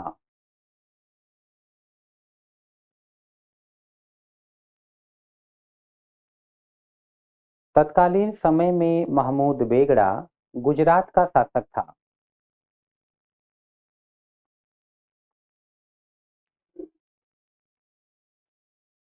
तो इतना लिख करके रुक जाइए। जो कुछ मैंने आज नोट कराया है, जो कुछ मैंने समझाया है, आप लोग इस पर थोड़ा सा सोचना, एक बार नोट्स देख लीजिएगा। फिर नेक्स्ट लेक्चर में मैं इससे आगे बढ़ूंगा। तो जैसे जैसे मैं आगे बढ़ता जाऊंगा आपके लिए सब कुछ समझना बहुत ही आसान हो जाएगा। पर आप लोगों को मेरा लेक्चर जो है कंटिन्यू सुनना होगा, बीच में आप गैप नहीं कर सकते हैं, लेक्चर को छोड़ नहीं सकते हैं, और बराबर नोट्स का रिवीजन करते रहिएगा। बेटा पिछली बातें याद होंगी तो आगे की बातें अच्छे से समझ में आएगी। ऐसा नहीं समझ में नहीं आएगा, लेकिन और अच्छे से समझ में आ जाएगा। तो आज यहीं तक, मुलाकात होगी नेक्स्ट लेक्चर में। बहुत बहुत धन्यवाद।